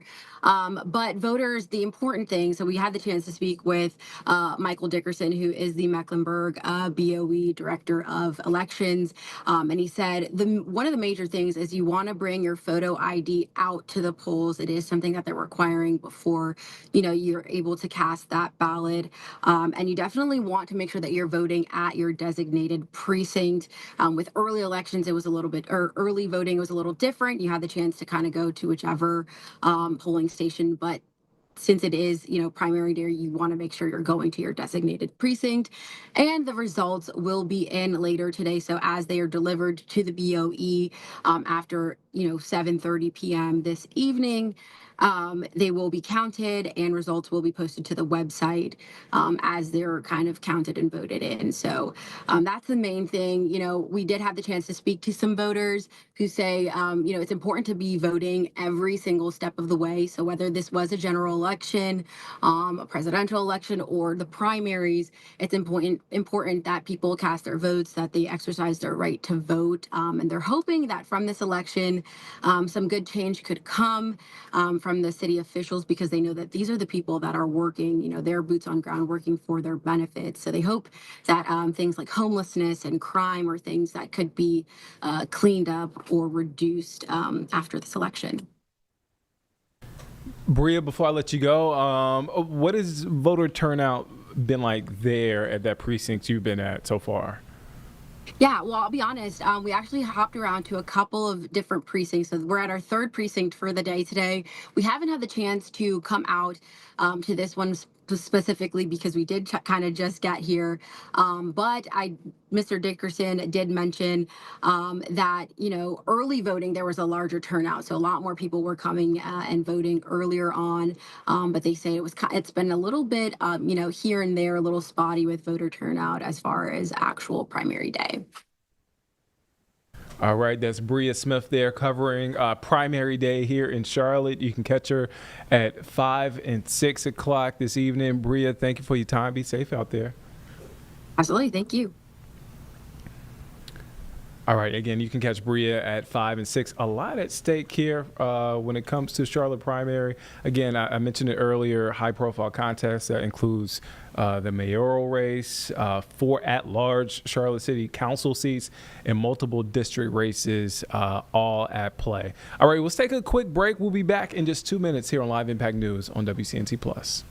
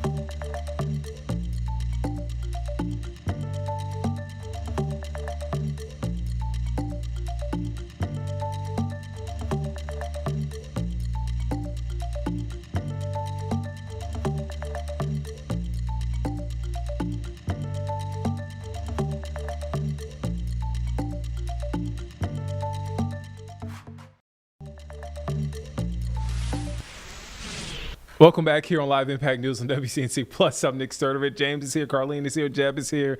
Everybody is here. So we want to get to a bit of breaking news. Take a look at this. This is out of California, specifically Long Beach. So here's what's happening. All right. So more than a dozen shipping containers tumbled over the side of a cargo ship and into the water today at the port of Long Beach. Take a look at this. Wow. Well, not immediately clear whether anything was in these containers, which were stacked on a cargo ship at a dock when they just toppled over on the side. No report so far of any injuries. It looked like that shot froze for a bit. I think it did. I'm working on getting us another shot right now, Nick. But our partners there, NBC LA, or NBC affiliate there in LA, has reached out to the Port of Long Beach for more information. The Coast Guard was at the scene near Port Pier G. If you're familiar with that area, the port is the U.S. gateway for Pacific trade and handled more than 9.6 million container units in 2024. Its busiest year in history. That was my thought, Nick. I don't know what the impact of one cargo ship incident is going to be, but when you consider the amount of goods that come in through West Coast ports, even if this ties up one crane, one docking location, I'm sure that would have some impact on, the flow of goods through that area. I mean, I assume there's stuff inside these cargo containers, but to your point, we don't know yet whether they were unloaded and empty or they're coming in full. TBD. Yeah, and considering too, tariffs as well, the impact on supply chain, Carlene? Well, I was thinking about it. If depending on what goods inside of it, if it were heavy goods, wouldn't it sink? They do seem to be floating. They seem to be floating. That's why I'm like, maybe it's empty. You know what I mean? I like that science. That's a good, yeah, okay. We didn't think about that, but that's What do I know? No, that's a great point. Again, it's just something to think about. Again, more than that, we're talking about more than a dozen shipping containers. And the shot keeps going in and out, but you can see the damage there. Shipping containers tumbled over the side of a cargo ship there in the port of Long Beach. Let's get to some more news as we continue to keep our eye on this situation. You want to talk Apple, James? I do. Apple. So Apple's holding. I'll bring this up on the over here. And I'm going to update our lower third too. So we're going to nerd out here a little bit, but Apple's holding one of their, annual or semi-annual events where they. This is highly anticipated, James. Highly anticipated. They called it like jaw-dropping or something. So if you're an Apple user, iPhones, AirPods, Apple Watches, this is the event. I know a lot of people, both tech users and also just your average person might be looking forward to for new devices here for the fall, back to school, or even upcoming holiday seasons.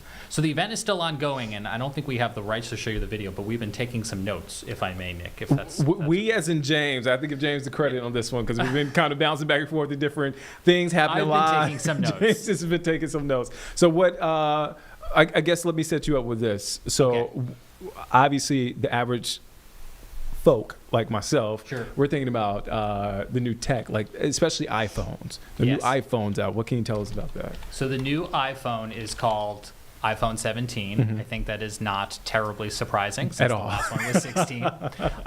Although the new iOS is iOS 26 because they're renumbering the operating systems to match the year. So we are kind of like jumping to get to all the way to 26. So the naming does get a little bit weird. Without getting too nerdy and too deep in the weeds, if you're interested in to know what the new iPhone 17 is going to have, it's going to have a 48 megapixel camera, which is considered a pretty high quality camera. 2x zoom. It comes in 5 colors. If you're the type of person who likes to have a phone of a particular color, I put it in a case, but Nick's raising I used to. I did at one point get like a dark or like a Carolina Panthers blue iPhone. Don't judge me. Yeah. Well, that's. I appreciate the honesty and transparency tie-in you did there very much. It's going to have a 6.3-inch screen, so slightly larger. But Nick, they're unveiling the iPhone Air, which is considered a cheaper, lighter iPhone.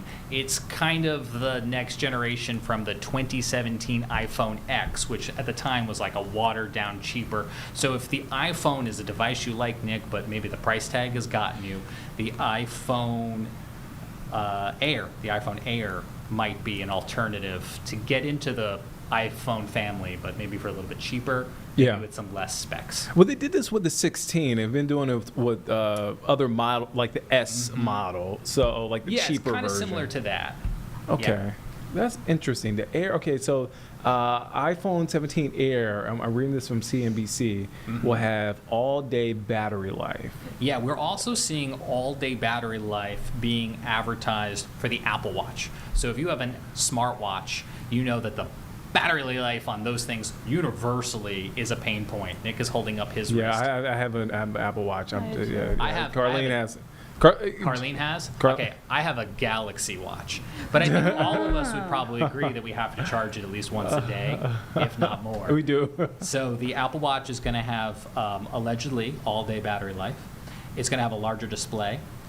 Some of them are going to have satellite connectivity, which is the thing we're hearing more and more about, especially like right in the world after Helene, when cell services, Wi-Fi goes down, having some sort of satellite backup. So the Apple Watch is going to have some of that. Hypertension and high blood pressure alerts was something that they were marketing for fitness and health. Okay, all right. Yeah. I like that. And the last thing that caught my attention was AirPods 3 is going to come with real-time translation for foreign language. Oh. Why that was interesting to me, Nick, is because that sounds like an AI feature. Yeah. And Apple kind of infamously now with the iPhone 16 marketed their iPhone 16 as going to eventually have this amazing artificial intelligence technology that has yet to roll out.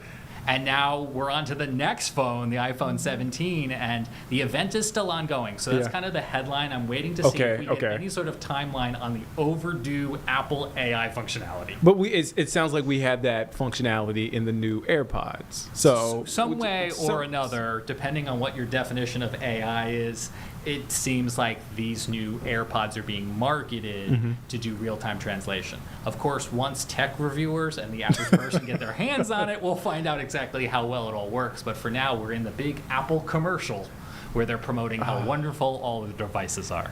You know, and so many people, and they run out, and I'm not saying this in a bad way, but they, you know, after the announcement and after the drop happens, they go out and get it same day. And so this is of interest to a lot of people, a lot of folks depend on Apple.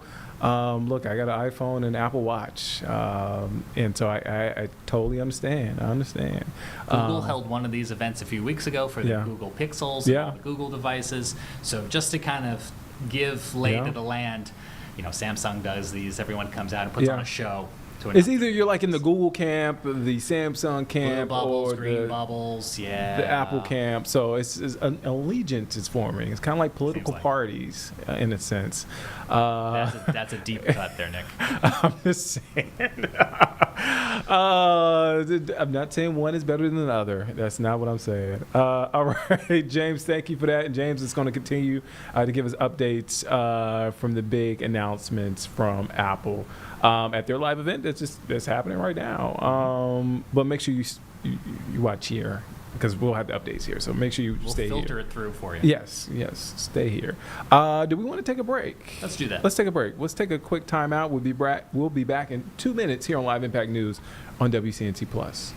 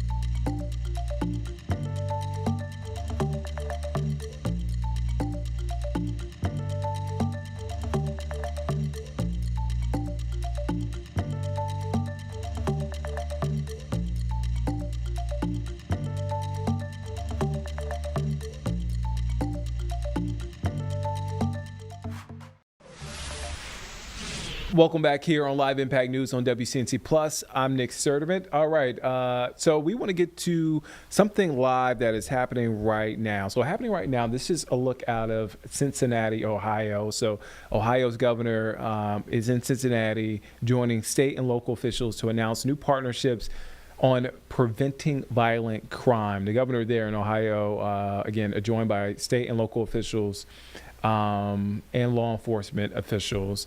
And they're focusing on cracking down on violent crime. The conversation stems in part of a viral brawl and also comes in response to some of the other violence Cincinnati has seen this summer. Let's take a listen into what's being said right now. My gratitude for everyone at the table helping make sure our community succeeds. I'll now welcome Cincinnati Police Chief Teresa Thigi.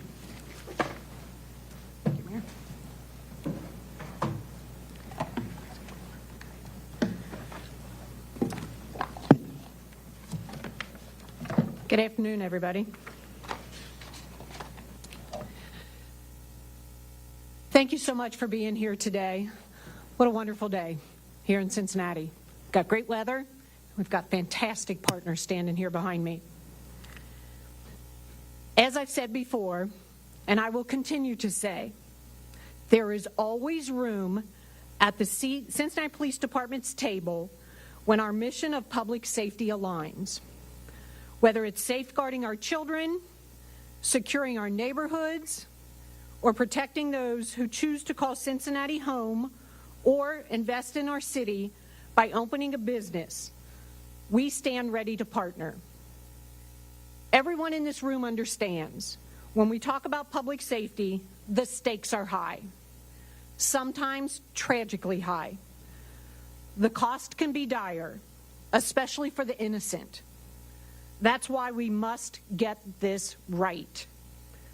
The management of crime was never meant to be easy, and it was never meant to be done alone. It demands collaboration. It demands partnerships as steadfast and dynamic as the threats we face. And it demands the ability to pivot at the speed of lightning, because that's how fast crime can change. That's how quickly lives can change. Here in Cincinnati, we've long embraced that truth.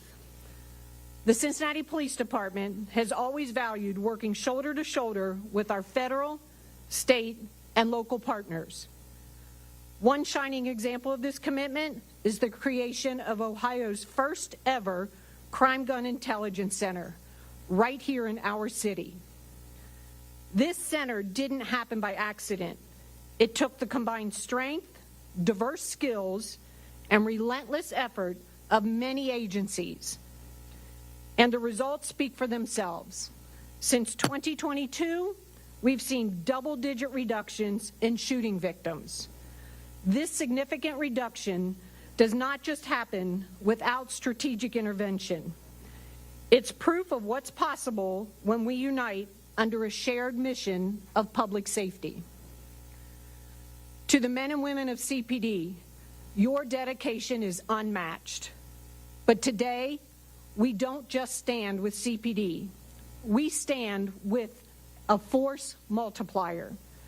Our expanding partnerships mean we have more eyes, more hands, and more hearts committed to the cause of safety. Let's build on what's working. Let's strengthen existing crime prevention strategies. Let's bring even more boots to the ground, forge new alliances, and stay strategic in how we respond.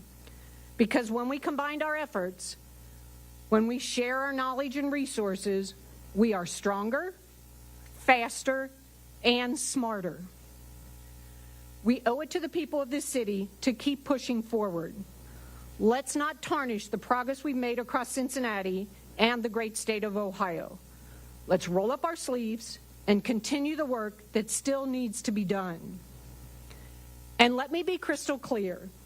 The only people who should feel uncomfortable right now are those who seek to cause harm to people, to neighborhoods, to property. If you are committing violence or threatening our communities, know this: we are united and we are coming. To our community, today is a message loud and clear. We are growing our partnerships. We are locking arms with those who are committed to safety, justice, and progress. And together, we will ensure Cincinnati remains safe and vibrant for all.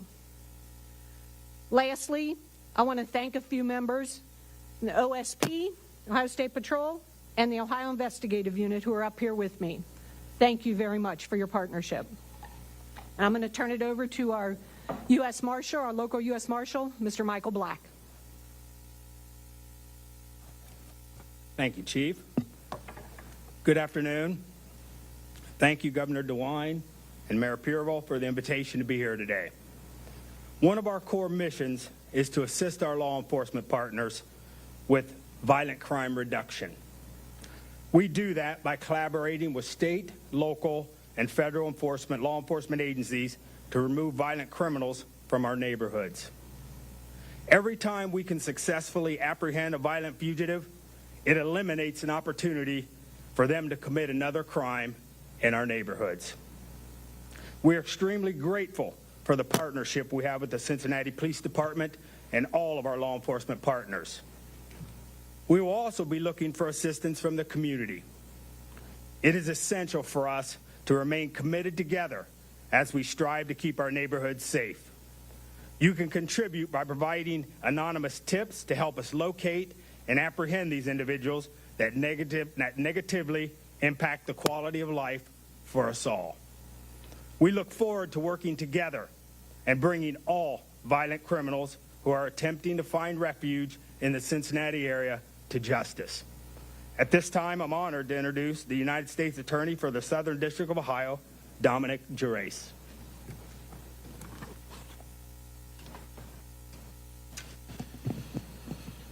Thank you, Marshal Black. I'm grateful to be here today with Governor DeWine and Mayor Purval and all the rest of the attendees here to reinforce our federal support for the partnerships being announced today. I think it's notable, as a couple of the other speakers have already mentioned, that we are represented here by every level of government, federal, state, and local. And that's because we all care about the same exact thing, which is stopping violent crime and protecting our communities. As the chief federal law enforcement officer in the Southern District of Ohio, I want the public to know that the federal government and federal law enforcement care very deeply about local crime and about what's going on in the streets of our communities. I also want to be clear that our office absolutely is committed to these partnerships, and we will support those partnerships by bringing federal prosecutions where warranted and appropriate. The federal prosecutors that work in my office don't just work on national and international level cases. We have a long history of working with our federal, state, and local partners to bring cases that have impact at the street level against drug dealers, against violent criminals, against repeat offenders, and against those who possess firearms illegally. As Governor DeWine mentioned, our federal charges carry stiff penalties, and we'll bring those charges from investigations that occur or start at any level, local, state, or federal. And that includes investigations that come off of operations that result from the partnerships that are being announced today. So I want the public to know that the federal government and federal law enforcement is paying attention to what's going on in our communities, and that we're here to help, and we will help.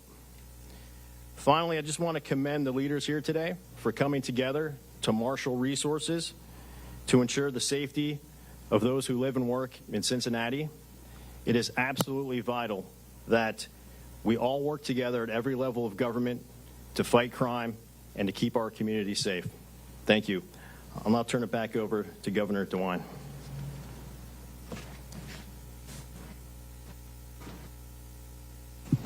We'll be happy to take any questions.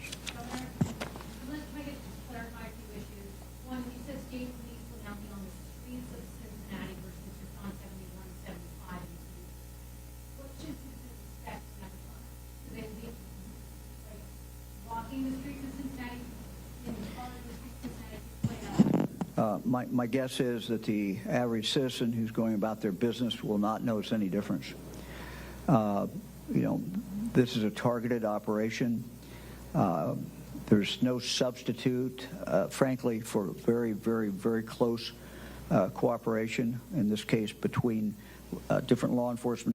All right, so you're watching Live Impact News on WCNC Plus right now. You're watching a live press conference out of Cincinnati, Ohio, as the governor and other officials there announce violent crime prevention tactics. We want to head over to Illinois right now, where Illinois' governor is speaking right now. with leaders from Illinois Coalition of Immigrant and Refugee Rights and other organizations regarding federal deployment. Obviously, Illinois, Chicago have been in the national headlines regarding the possibility of federal intervention in the city. But let's take a listen in. This is Illinois governor speaking right now. Literally seeking to follow legal procedures so that they can stay in this country, to attack them in the very place where they are trying to follow the law. Seems to me like the world is upside down when this is what Donald Trump is promoting. ICE sitting outside of courthouses that people are showing up to voluntarily. These are not people running away from authority. These are people seeking authority to stay in this country. Governor, Senator Don DeWitt said that the state should use the $200 million a year in interest on the road fund to provide ongoing mass transit funding. He also said he wants to use interest earned on the rainy day fund and interest earned in the future on the rainy day fund to fund mass transit. What's your take on that? Well, he's a little late to the table, if you ask me, if that's a recent proposal, and all I can say is that we're looking at all of the potential revenue sources in order for us to make sure we fund a world-class transit system in the state of Illinois. What did you hear from the advocacy groups you were meeting with today? What did you hear from them? What concerns were they expressing to you, and what are you able to do to sort of work with them and help them? Well, today I was in Brighton Park with the Brighton Park Neighborhood Council, also with ICER, which represents really the breadth of immigration-associated organizations in the state of Illinois, listening to them, and we were talking about how we can protect our communities better. They are amazing at making sure that people know their rights in this environment in which people's rights are under attack. So I was pleased to listen to them, to spend time with them, and I will say, people are frankly afraid. Yeah, in our communities, they're afraid to come out of their homes, they're afraid to go shopping, they're afraid to take their own children to school because they have mixed status households. Some are U.S. citizens, some are people who have legal status in this country but are not citizens, and there are undocumented people. And we are trying to protect all the residents of the state of Illinois. These are people who, people talk about, Donald Trump likes to talk about immigrants as criminals. You're watching Live Impact News on WCNC Plus. I'm Nick Sturtevant. We want to head now back closer to home. This is out of Asheboro, North Carolina. The Randolph County Sheriff's Office is speaking regarding that 7-year-old boy that was found.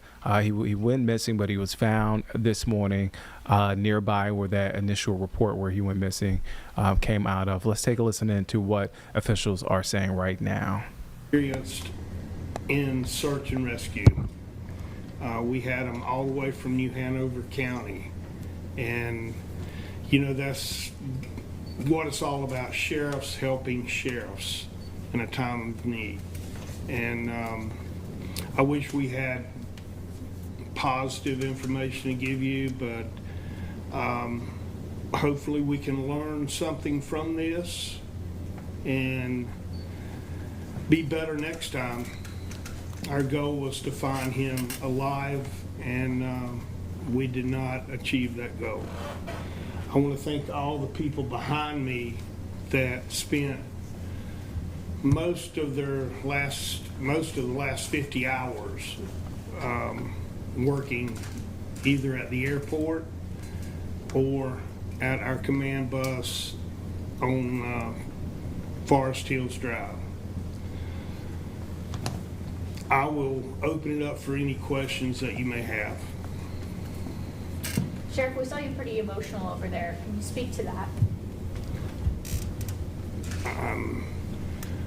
Anytime you deal with a child, you become somewhat emotional. We all have kids. I've got grandkids, and you put yourself in that position. And this child had a life to live, and it was taken away from him. And I know he's in a much better place now, though. Is there any sort of reason to believe there was any foul play involved in this? or is it confirmed that he did run home? We're in the process of investigating that at the present time. We're not going to rule it out. We're going to check and make sure that everything's good with the body, and the medical examiner will do a thorough investigation, examination of Liam's body. And around how long will that take? It will take several weeks. What was he doing at that house? I know you had mentioned yesterday that he was visiting somebody. Can you give us any more information on that? Who was he visiting?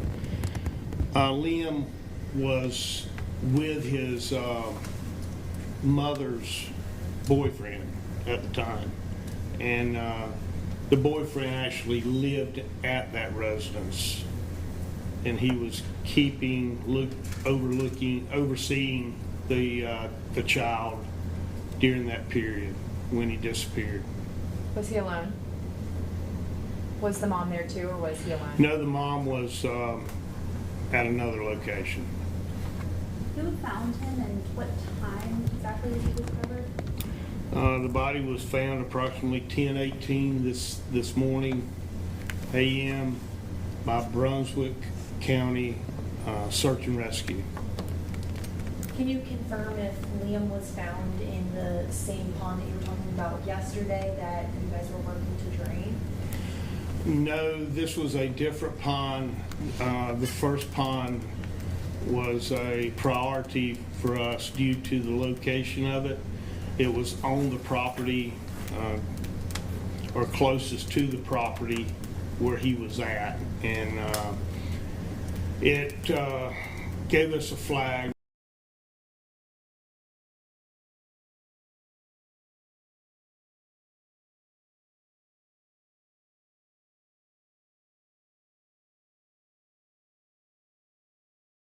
All right, so right there, we're working to get that shot back up, but that's a press conference out of Randolph County, Asheboro, which is near High Point, near Greensboro. But again, officials there with the Randolph County Sheriff's Office giving updates. Again, we got the news this afternoon that deputies say a 7-year-old boy with special needs was found dead after 3 days of search efforts.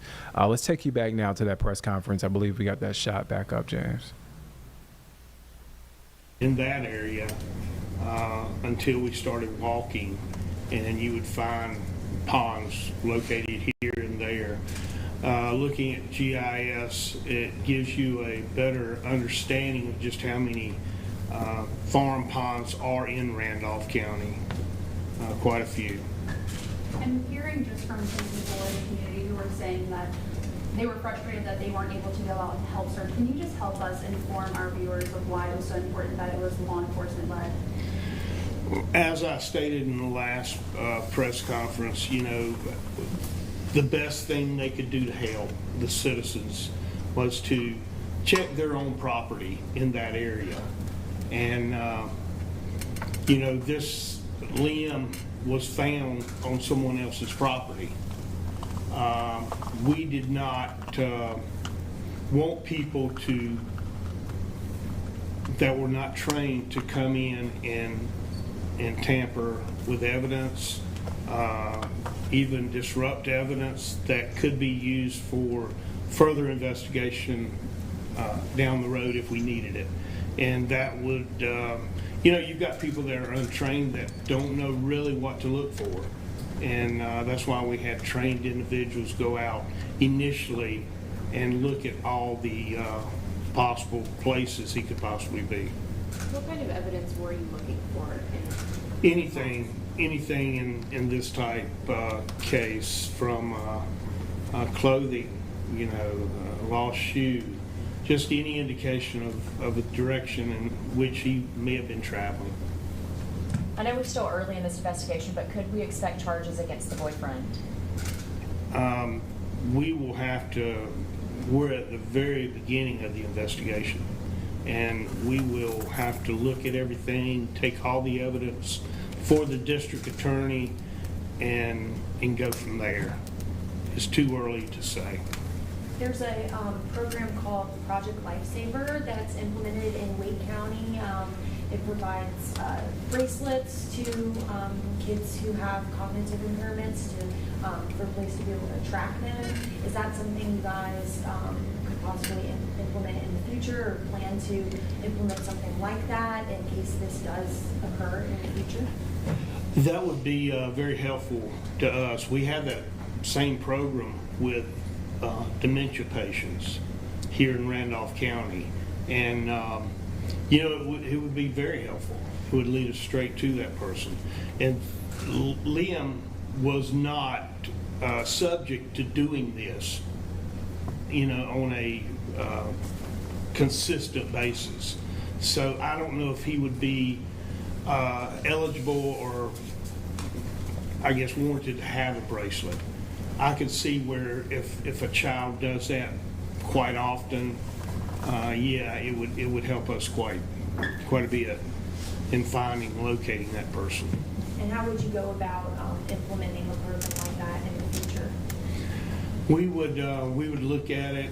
The first thing is knowledge. I want to get someone to come in and talk to us about. I learned a lot, and we all learned a lot about dealing with the cognitive decline, the person who we think is slow, but they're really not slow. They're smart, and we want to learn as much as we possibly can about the condition he had. And there's a program that is circulating in the state of North Carolina now that offers that, and we're talking neighboring sheriffs about having that program come to us, and where we could sit down and learn more about autism. You know which parent was the primary caretaker for Liam? I do not know.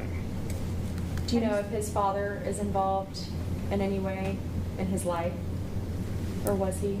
I think he is, yes. Have you spoken to the family? How are they doing? They're, tore up. As you might can imagine, the mother is, she was out there every minute of that search time, and she's doing as any mother would do, coping with it minute by minute. And just pray for her, pray for the family, and pray for these people behind me. They're the ones that pulled him out of the pond. They're the ones that had to put aside their normal daily activity of being with their family to deal with this. They're the heroes that I look up to each and every day. Was he found on the edge of the pond or within the pond? Did It require was near the edge, and we had checked that pond before initially, and there was nothing. We did not get the body. That was my next question, actually. Was there any evidence that maybe he had been wandering around these past few days and then just ended up there, or did it seem like maybe he had been there the whole time?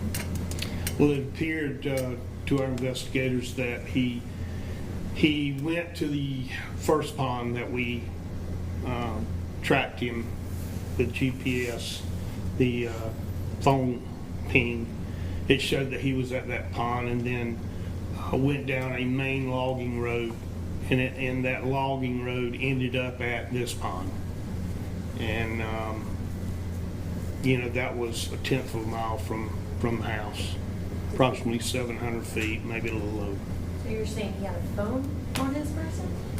He had a phone, but it did not operate a lot of the times.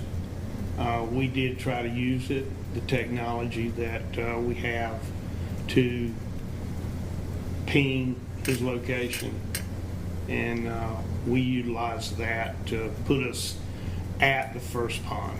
That's why that first pond was very important for us to look at and search.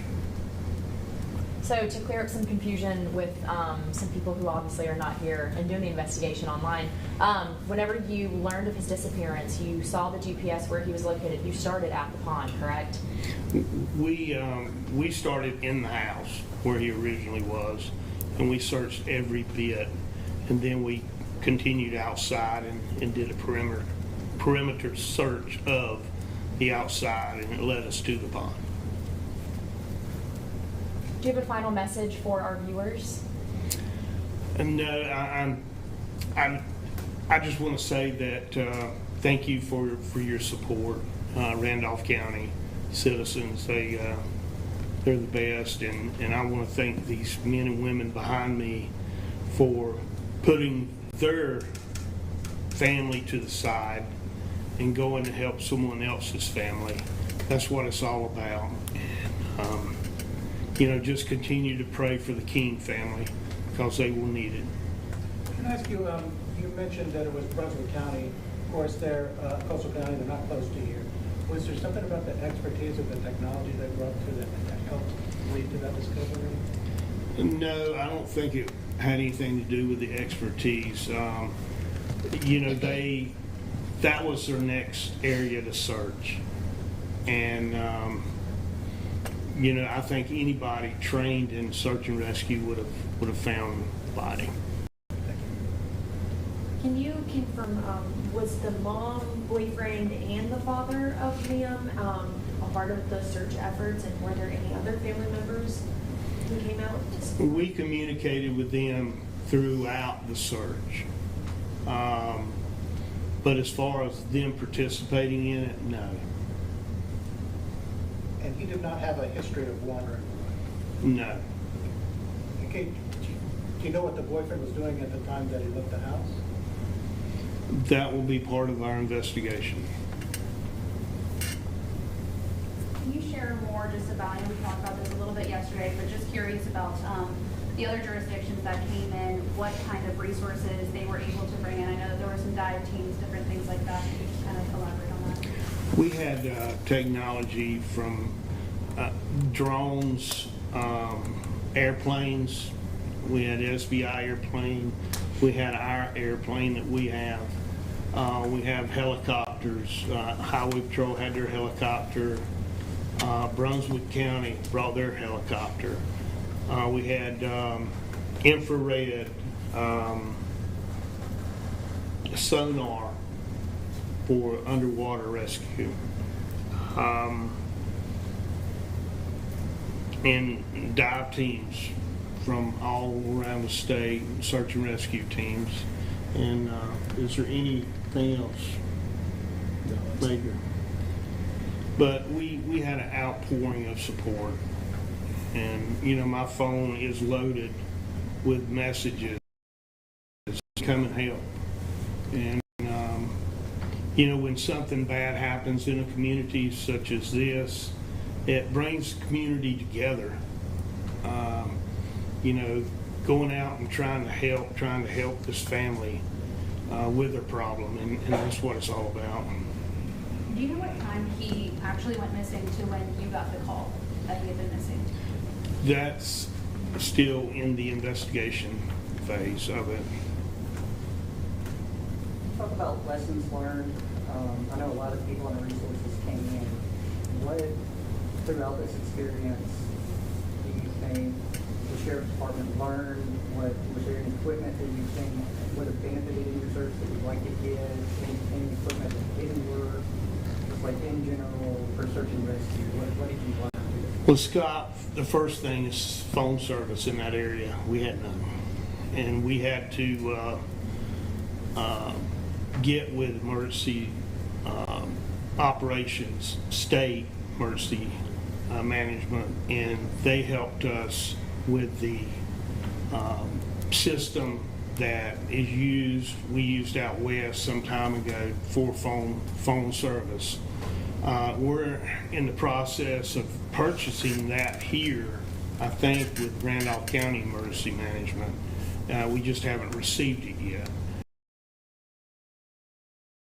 We acted with, I guess, the best way we could with the phone service being the way it was, and we quickly got it up and working much quicker than I thought we would.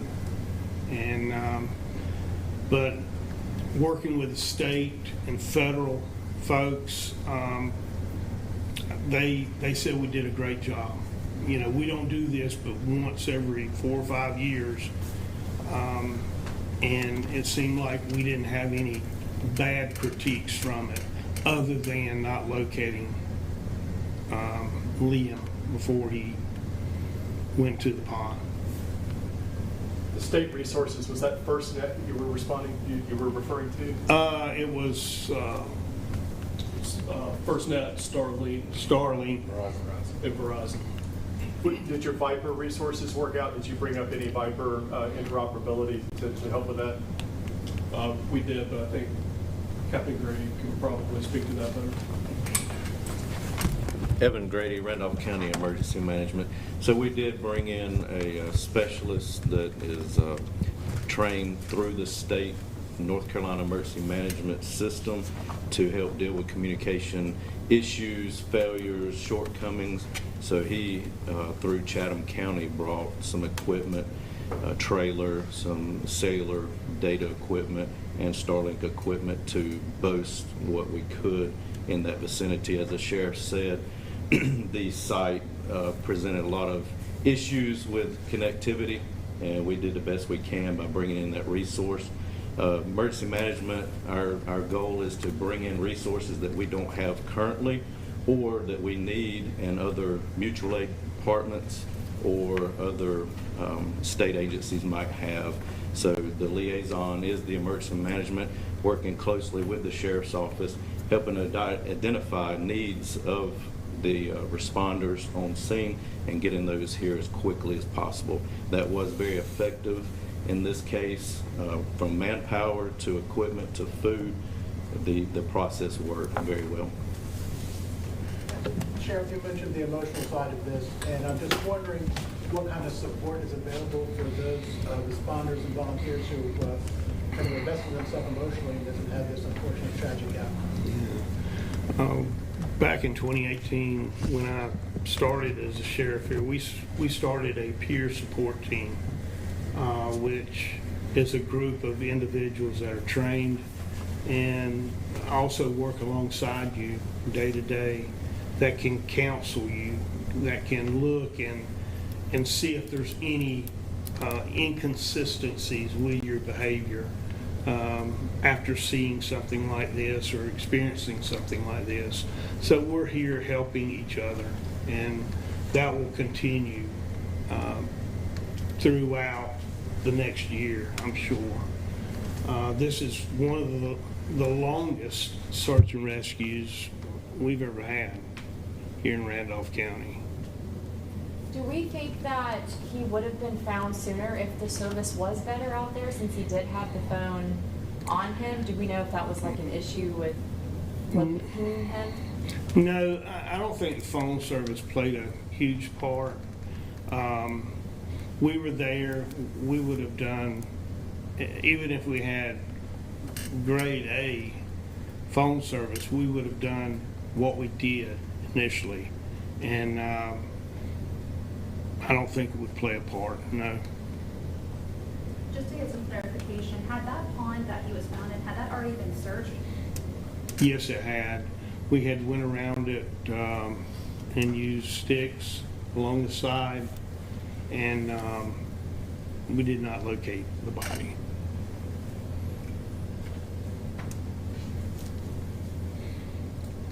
Any other questions? I want to thank you personally. I know y'all spend a lot of time down there. I appreciate it, and anytime you deal with the death of a child, you've got to handle it very tactfully, and you guys and girls did a great job doing that. So thank you.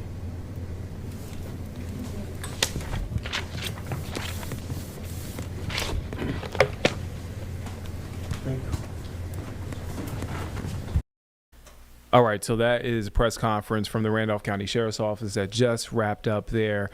Again, we got the news this afternoon, and they confirmed it here in this press conference and gave updates on the search efforts. But deputies have said a 7-year-old boy with special needs, you see right there on your screen, Liam King, was found dead after a 3-day search. Deputies confirmed that news again this afternoon. We broke that story rather here on Live Impact News. The body of Liam King was found shortly after 10 a.m. in the pond they had been searching near his home on Forest Hills Drive in Asheboro. So again, we just got those updates from officials there in Randolph County. They also mentioned that Brunswick County helped out in the search efforts as well. A sad update to this story. All right, so let's take a 2-minute break. We'll be back in just 2 minutes here on Live Impact News on WCNC Plus.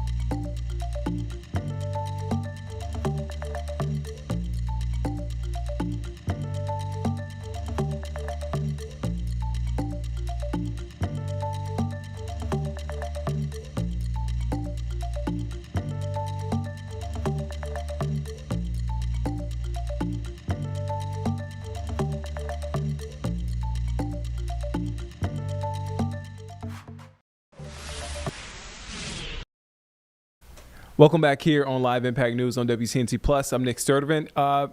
We are approaching the top of the hour, and we wanted to take you here straight out live. This is the Senate Homeland Vaccine hearing. Again, the Senate Homeland Security and Governmental Affairs Subcommittee is holding this hearing to examine how, quote, the corruption of science has impacted public perception and policies regarding vaccines. Again, this is in our nation's capital. Let's take a listen in. Said the following: the people's ability to arm themselves and form state militias provide a powerful check on the federal power, ensuring the populace can resist potential government overreach. In fact, went on to say that an armed citizenry is the best defense against an ambitious government. Now, the ranking member would have that person fired. What the ranking member may not realize, and I want to submit to the record, is Federalist 46, written by James Madison. So the person that created the Constitution that allows us to do our job here for 240 plus years should be fired for saying that we should have the right to protect ourselves. That's pretty outrageous. And I thought that was an important part to clarify for the record. So again, without objection, we'll submit Federalist 46 to the record. Without objection. Thank you. It's available at the archives as well. All right, so let's talk about Mr. Siri. I think the main issue here is about bias. I have a study. Now, like I'm a business major, I'm not a science major, but I think the issue here is there bias in your work? Would you agree that that's foundational? And all three of you can answer that. Is being free of bias important? Mr. Siri, yes or no? Absolutely, and it's hard to find, obviously. Everybody's got a bias. That's human nature. There's no such thing as something that's unbiased. That's why you want to have as rigorous a design to a study beforehand. So having clear biases, okay. All right. Yes, sir. He won't be as generous with my time. Dr. Rogers, would you agree? Yes, no? Being free of bias is really important? Yes, absolutely. Okay. And then, Dr. Scott, would you agree with that? Certainly. Okay.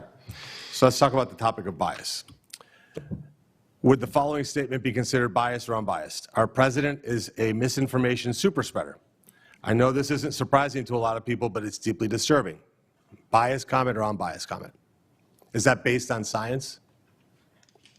Are you asking me? Yeah. Quick. This should be quick. It Yes or no? reflects a bias against the president. Dr. Rogers, a biased statement, yes or no? Agreed, biased. Dr. Scott, biased? Okay, that was your statement, your tweet on October 1st of 2020. Trump spews misinformation like no other. For our president to say that the problem is that doctors taking care of patients dying from COVID are venal and are committing fraud to cook the books is so low, it's subterranean. Biased or unbiased? Yes, sir. Biased? Yes, sir. Dr. Scott? Okay, that was your statement in October 25th of 2020. Trump's response to the U.S. COVID crisis when interviewed by Chris Wallace, it is what it is. Vote like your life depends on it. Biased or unbiased? Mr. Siri? Yes, sir. Dr. Rogers? I think voting's a good thing, but I don't really have an opinion on that one. But that your life depends on whether this election happens, like you will die if the wrong outcome occurs? Yeah, that seems biased. Seems overstated. Seems overstated. Dr. Scott? I stand by it. Okay, July of 2020, your statement. There are 69 days left of the Trump administration. While he schemes to survive politically, thousands of Americans will die. The number of COVID deaths yesterday was 1,421. If the death total remains the same, then 98,049 deaths will occur between now and June 20th. Biased? In the data at the time, I think yes. Dr. Rogers? COVID deaths in the Biden administration far exceed COVID deaths during the first Trump administration. Dr. Scott? Yeah. I hope you get into his post, too. So biased. Okay. Now, interesting because prior to me coming to Congress, people think I was in the retail automotive business, and that's true, but I also had a tech company. I'm going to tell you a 30-second story. We were asked during COVID to develop a schematic where somebody could validate whether they were vaccinated or not or tested positive or not using our blockchain engine. I thought that was terrible technology not to do it. But when we had my tech team explore it, what I thought was fascinating was there was no way to find out who had tested positive or who tested negative. There was no data. So, typically with a computer system, you have to plug into a data source, pull the data so that you can report it out. So when we went to the state and said, hey, give me the data, who's been tested and who tested negative, who tested positive, you know what the response was? We don't have that data. It's like, well, that's fascinating because every night when I turn on the news, they tell me it's 1,421 people died of COVID. I'm like, well, that's interesting because if the data doesn't exist, then how do you know that's true? So I just thought I'd share that with you a little bit. So the other piece of the equation is when we talk about science, I think there has to be a certain humility. Now, my dad was a doctor. He beat in our heads that the key to being a doctor is to have humility. I think the humility should be able for us to look back 4 or 5 years later and go, we made a lot of mistakes. Yeah. A lot of people were harmed. And I think it's the failure of that humility that's infuriating to a lot of people. I'll give you some examples. I have a 4-year-old grandbaby. A 2-year-old grandbaby just turned 2 yesterday. Do you think it was appropriate, yes or no, Mr. Siri, if a 2-year-old have been put a mask on, a 2-year-old? Is that a good idea? I believe that everybody should be able to make their own medical decisions. But again, just generally speaking, putting a mask on a 2-year-old. I wouldn't put a mask on a 2-year-old if it was my choice. Dr. Rogers? No, Dr. Scott? I wouldn't either. Okay. You tweeted in January of 2021 that you masked your 2-year-old and that all 2-year-olds should be masked. I'll submit the tweet for the record. That your 2-year-old, I don't know that you have a 2-year-old we've never met. Well, I changed my mind. Okay. But again, having the humility to say that was a bad idea. Yeah. Having the I'm humility, admitting it. I'm admitting it. which is good. I applaud you for that. Having the humility to say, Yeah. having the humility to say that when you walk into a bar, after having a mask on outside, and then you walk to your table, and then you take your mask off to eat, made sense. We can now look back and go, that was ridiculous. And I tweeted about that numerous times, how ridiculous that was. So, Well, I'll submit another tweet. bias. This is selection bias right here. I'll put your tweet on the record in which you actually said that a man walked outside with a mask, walked into a restaurant, got in a seat, took off his mask and drank a beer and sat with everybody doing the same, as in like, hey, that's normal. In fact, you said something that I thought was very interesting. You said COVID-19 may never go away. So let's keep people isolated and masked. I will submit these for the record. COVID-19 may never go away as a way to keep people locked up inside, keep people out of schools. In my state, in my city, Cleveland, Ohio, we closed our schools for 18 months. You look at why we have youth violence today, you draw a straight line right to those decisions during COVID. That wasn't a virus that made those decisions. Those were elected officials that decided that control of people was more important. And Dr. Scott, you also, I'll give you a chance here. You also said that 1.2 million people died from COVID. From COVID. Now, I was on the board of Metro Health in Cleveland. We had no idea what actually caused people's mortality. What we did do, because we could.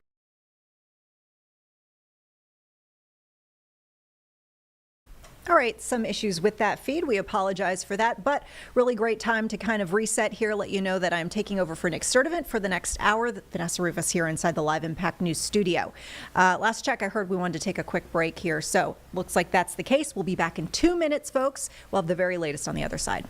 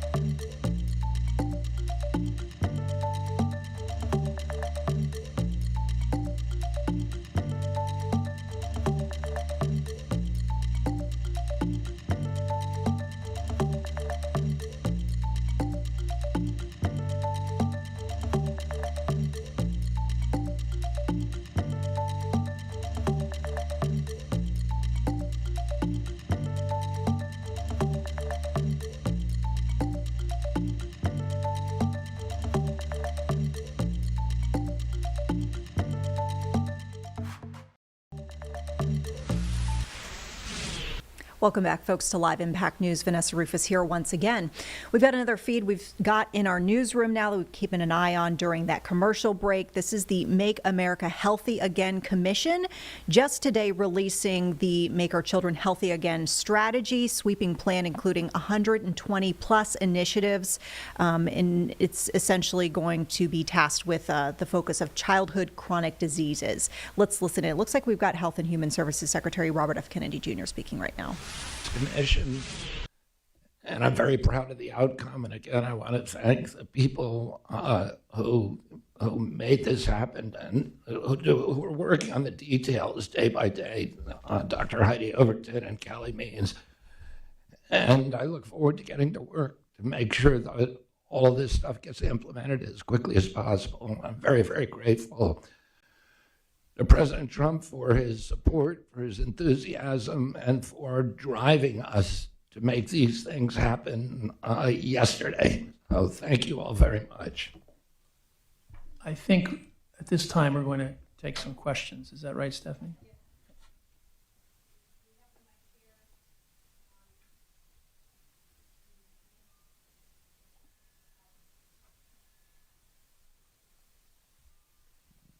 Hello? Okay. So if press can please keep your questions to relevant of what we're talking about today. We'll pass around this mic.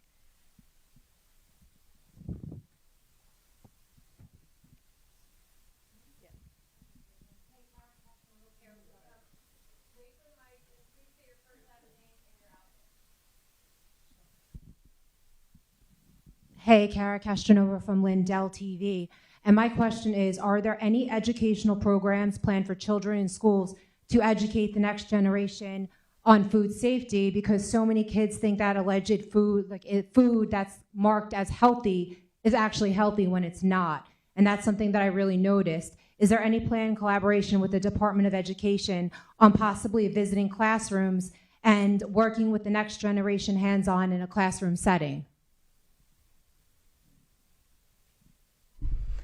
Yes, absolutely. We're actually going to use the President's Council on Sports, Fitness, and Nutrition to partner with the Department of Education, HHS, USDA on a Healthy Schools campaign that will provide that education in our schools starting this fall.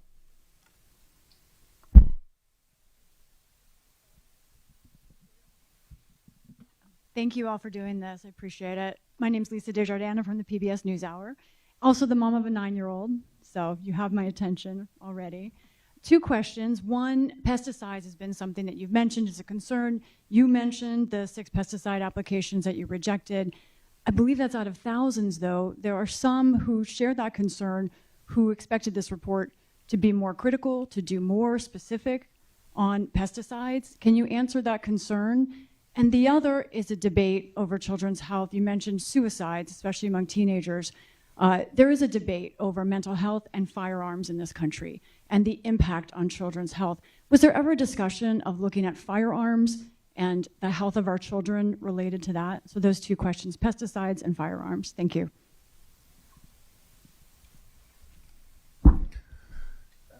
I'll answer the question. The firearms question, we're doing research. You know, the firearms question is a complex question, and it's not an easy question. The violence is what we're concerned with. This sudden onset of violence that began in the 1990s, where people would do something that has never been happened in history, which is somebody walks into a school or a church or a theater and starts shooting strangers. We had lots of guns when we were kids. We had comparably the same number of guns. Nobody was doing that. We had gun clubs at my school. Kids brought guns to school and were encouraged to do so. And nobody was walking into schools and shooting people. So, and this is not happening in other countries. Switzerland has a comparable number of guns as we do, and the last mass shooting they had was 23 years ago. We're having mass shootings every 23 hours. Oh, there are many, many things that happened in the 1990s that could explain these. One is the dependence on psychiatric drugs, which is, in our country, is unlike any other country in the world. It could be, there could be connections with video games, with social media. There are a number of things, and we are looking at that at NIH. So we are doing studies now. We're initiating studies to look at the correlation and the connection, potential connection between over-medicating our kids and this violence, and these other possible co-founders as well. Your other question,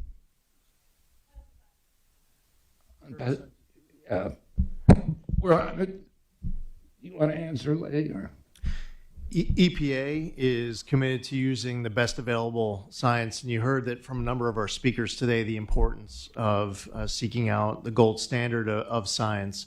As I covered during my remarks, we are concerned from an enforcement standpoint, the use of illegal pesticides, the importing of pesticides into the country, and working with other partner agencies to crack down on that.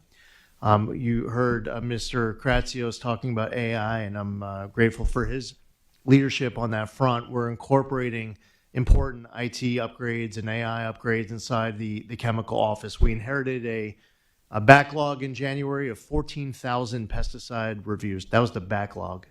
500 in the new chemical reviews. One of the needs on top of updating the IT is also to add scientists to the chemicals office, which we are doing. We are increasing the bandwidth and capacity inside of that office. I also touched on my remarks with regards to precision agriculture. Just about a week and a half ago, I was at San Diego State University, where they were showing off their first in the nation precision agriculture program, which is now being replicated at universities elsewhere around the country, training up that next generation of farmers. It's very important, not just economically, but also for health, safety, environmental reasons, for these farmers to be able to utilize these new technologies, which are expensive. But the biggest hurdle, the biggest obstacle that is being encountered is just the need for more advocacy and education of the infrastructure that is out there, the innovations that are out there. But again, it's important for us to follow the best available science, to pursue that gold standard science, and that's a commitment that we often met about here. The one other point I would mention too is what I noticed in my conversations with farmers is a strong desire to pursue any opportunity to improve health for our children, to improve access to a healthier food supply. There's a lot of pride in the product that these farmers are producing and supplying to America's families. But the argument that I've heard at farms all across this country is that they proudly consider themselves to play a very key tip of the spear role in feeding America, to make sure that America is healthy again. So I think this is maybe more personal to them than just about anyone else. And that passion clearly came across in the great meetings that Callie Means, Secretary Kennedy, Dr. Heidi Overton have had over the course of the last couple of months on this topic, and so many others that are related to it. Can I add to that on pesticides? 3 things. First, that the EPA is arguably the most rigorous, the most data-backed, the most scientifically deep review process in the world. And to approve any product that is used by our farmers, it will have gone through years upon years upon years of research. That's the first thing. The second thing is it a perfect process? Arguably, there is no perfect process, but it is a strong process that our farmers stand by.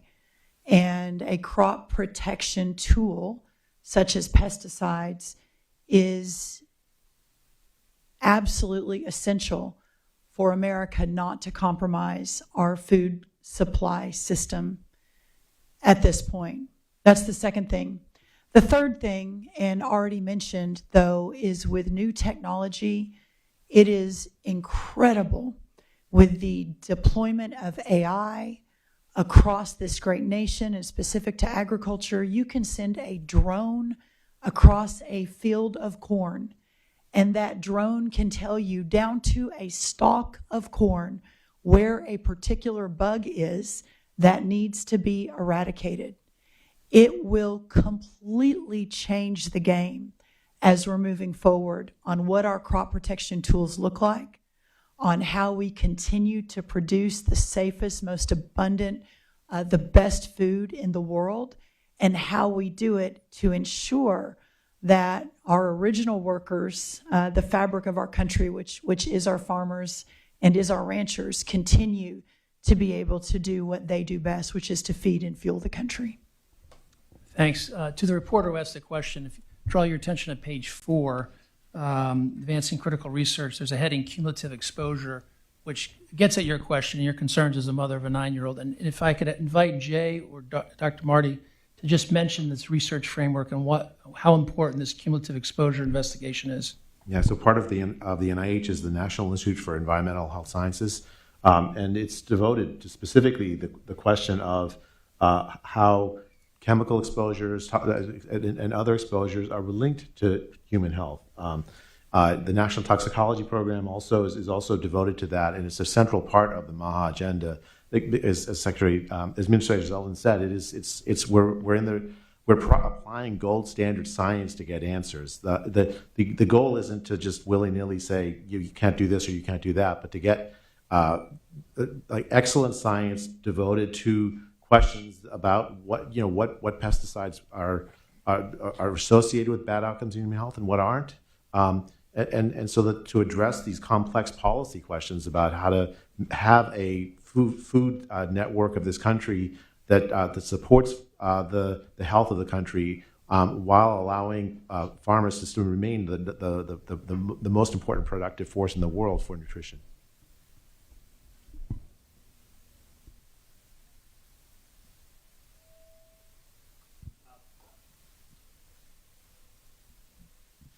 Thank you, Secretary Kennedy, for your leadership to taking us to this historic moment.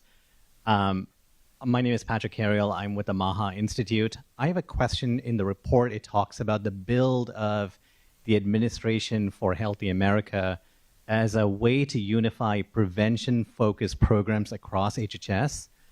I was curious if you can share a little bit about the timelines and also how would you view the success of that overall program?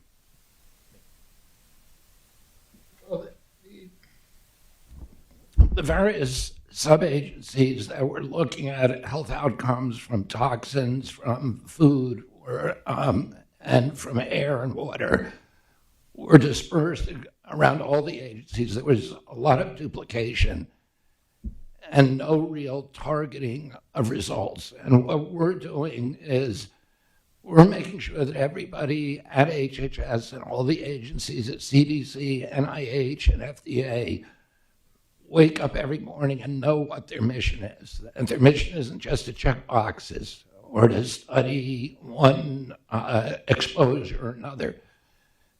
Their mission is to make America healthy again. And part of that is eliminating the duplication and consolidating all of these research efforts in a way that we can direct them to that outcome.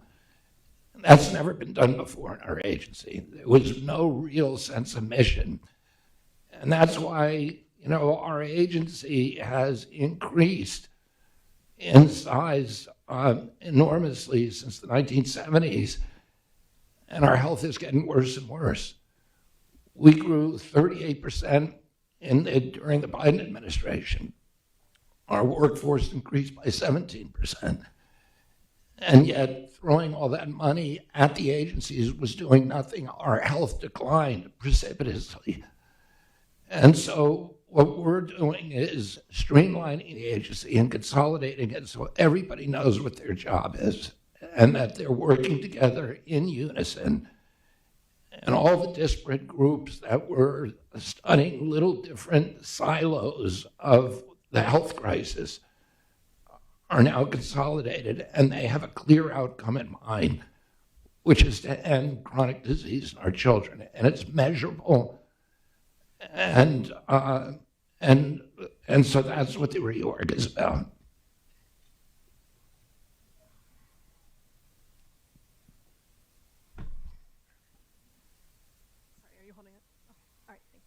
Hi, thank you so much for hosting this. Amanda Seitz with the Associated Press. Secretary Kennedy, the report lays out some changes for vaccine injuries and how those will be investigated. Can you expand more on how that process will look differently than it already does, since the government does investigate vaccine injuries currently? I mean, there has been no investigation of vaccine injuries in the past. The knee-jerk reflexive reaction to by the agencies toward people who said that they had vaccine injuries, or to doctors who said my patient was injured, was denial that this isn't happening. And every medication has side effects, and they cause injuries that are rare. The people who are injured deserve the same kind of care and consideration that we give to anybody who's injured in this country. And, All right, folks, we're pivoting away from this MAHA report, focusing on chronic childhood diseases. And we're going to go to a quick break here. On the other side, we've got some big headlines coming up regarding that cat stabbing and the big national response we're seeing to that. We'll be right back.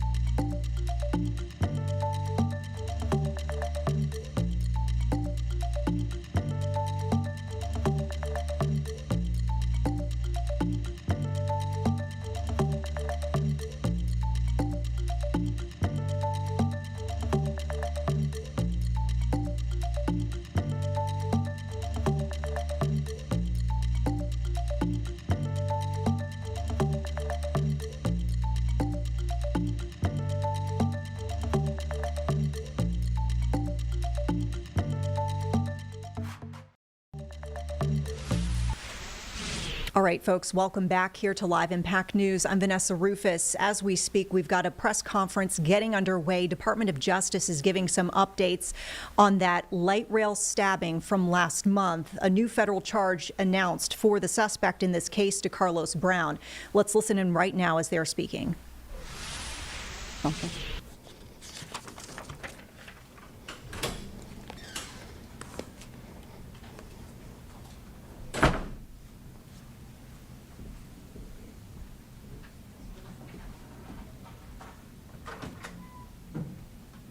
All right, just a little bit of background here. It looks like the person who we just saw at the podium a few moments ago was giving some instructions to the reporters here on scene. This briefing is happening here in Charlotte, North Carolina, and we're told that we will have representatives from not only the U.S. Attorney's Office for the Western District of North Carolina, but also the FBI. As we have learned today that the FBI says that it has been investigating this case from August 22nd. And the U.S. Attorney's Office just today announced, as we mentioned, a new federal charge for the suspect in this case, DeCarlos Brown.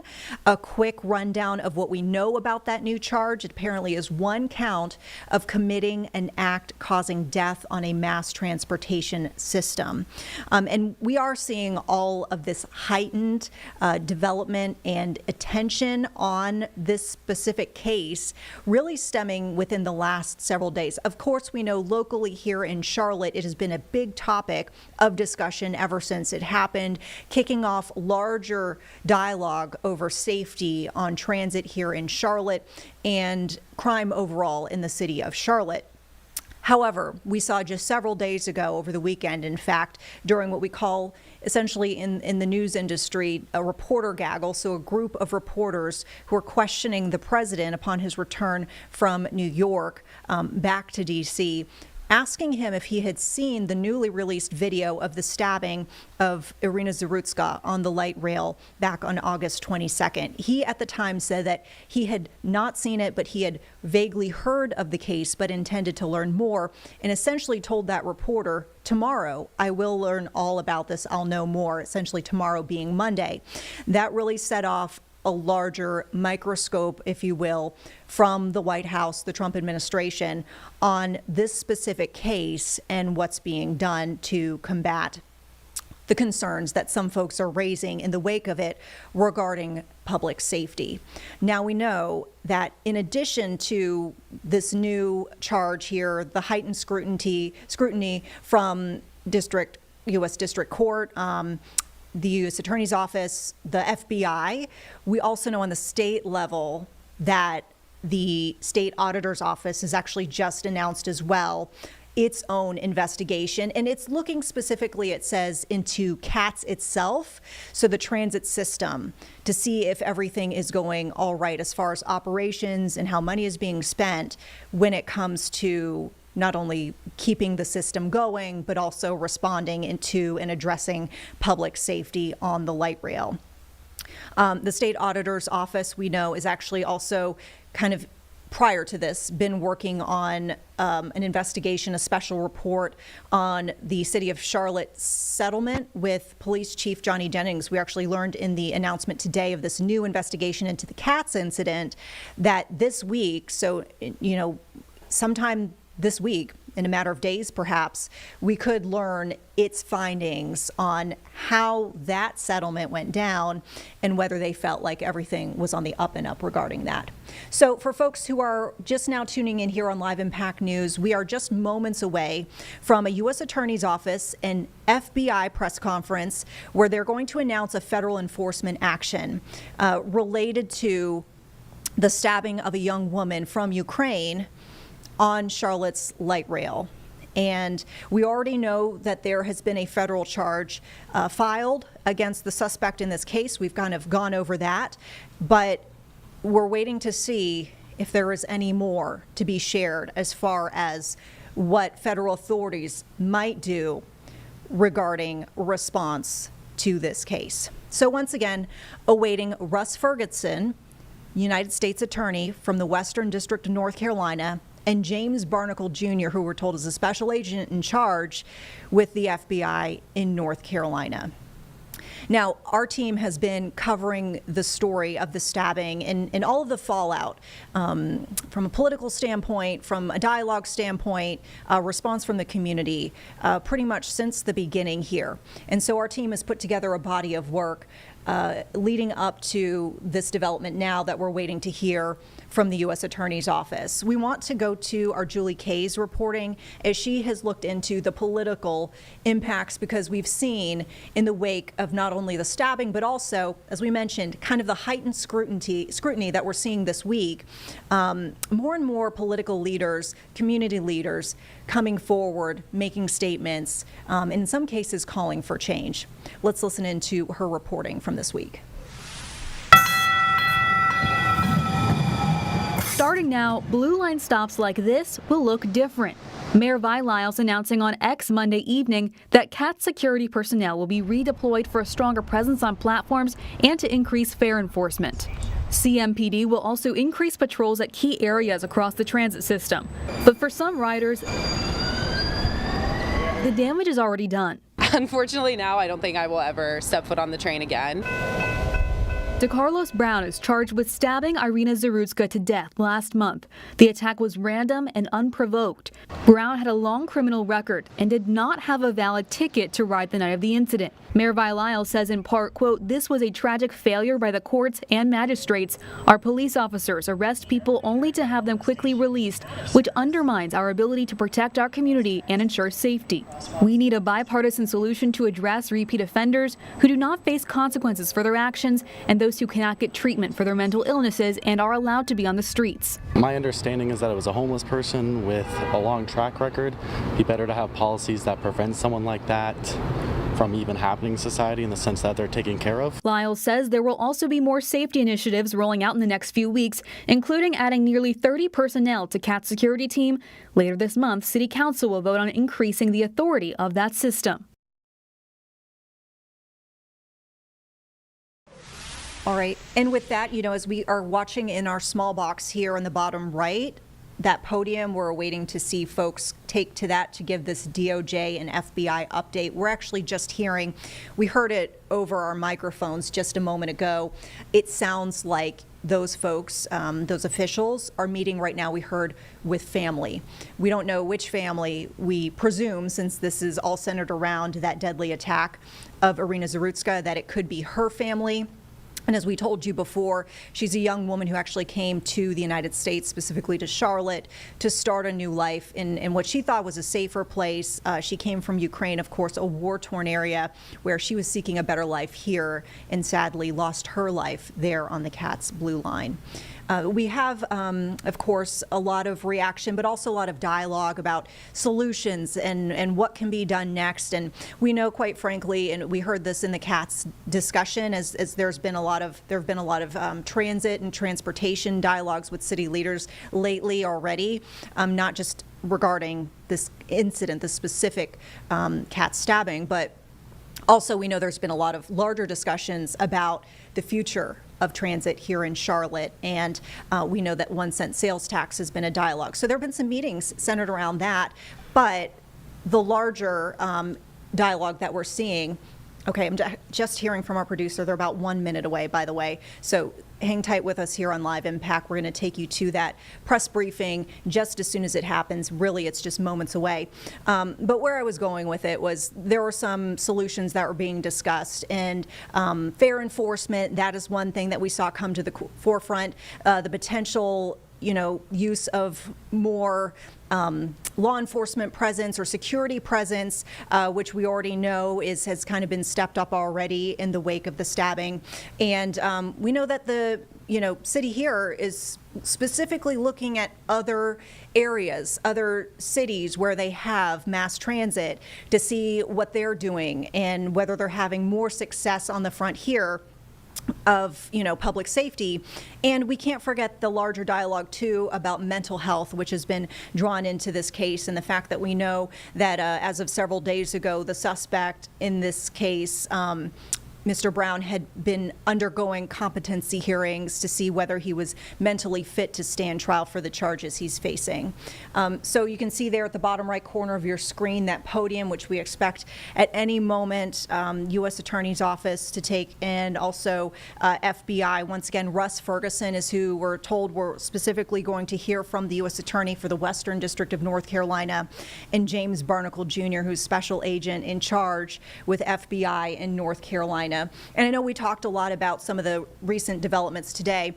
Also worth mentioning as well the fact that the FBI, as we mentioned, their participation in the announcement in this briefing today, did talk about just today how it's been keeping a close eye on this case. And so we will wait to see what they're saying, a federal enforcement action that's going to be announced today related to this deadly stabbing from last month on Charlotte's light rail.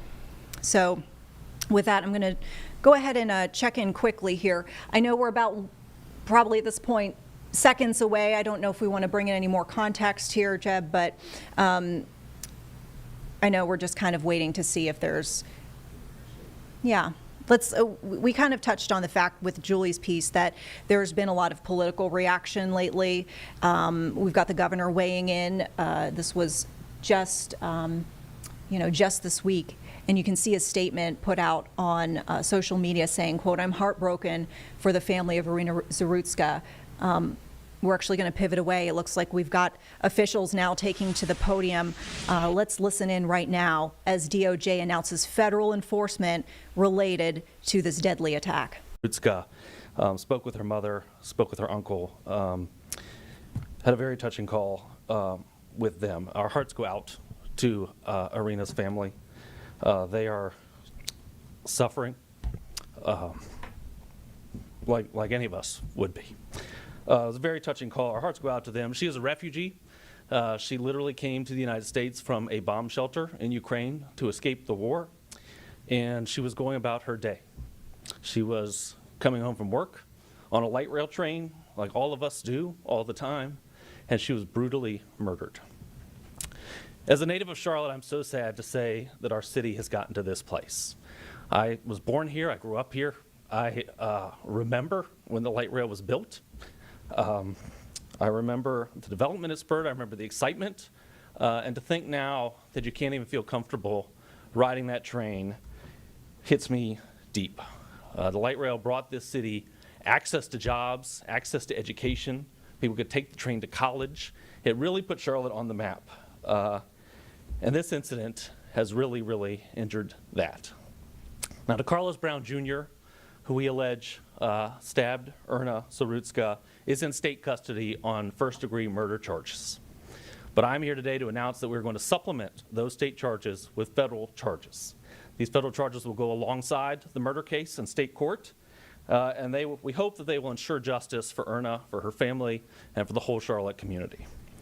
The charge we are bringing is in Title 18, which is the criminal code. It's section 1992A7, which is the law that Congress passed really for this situation.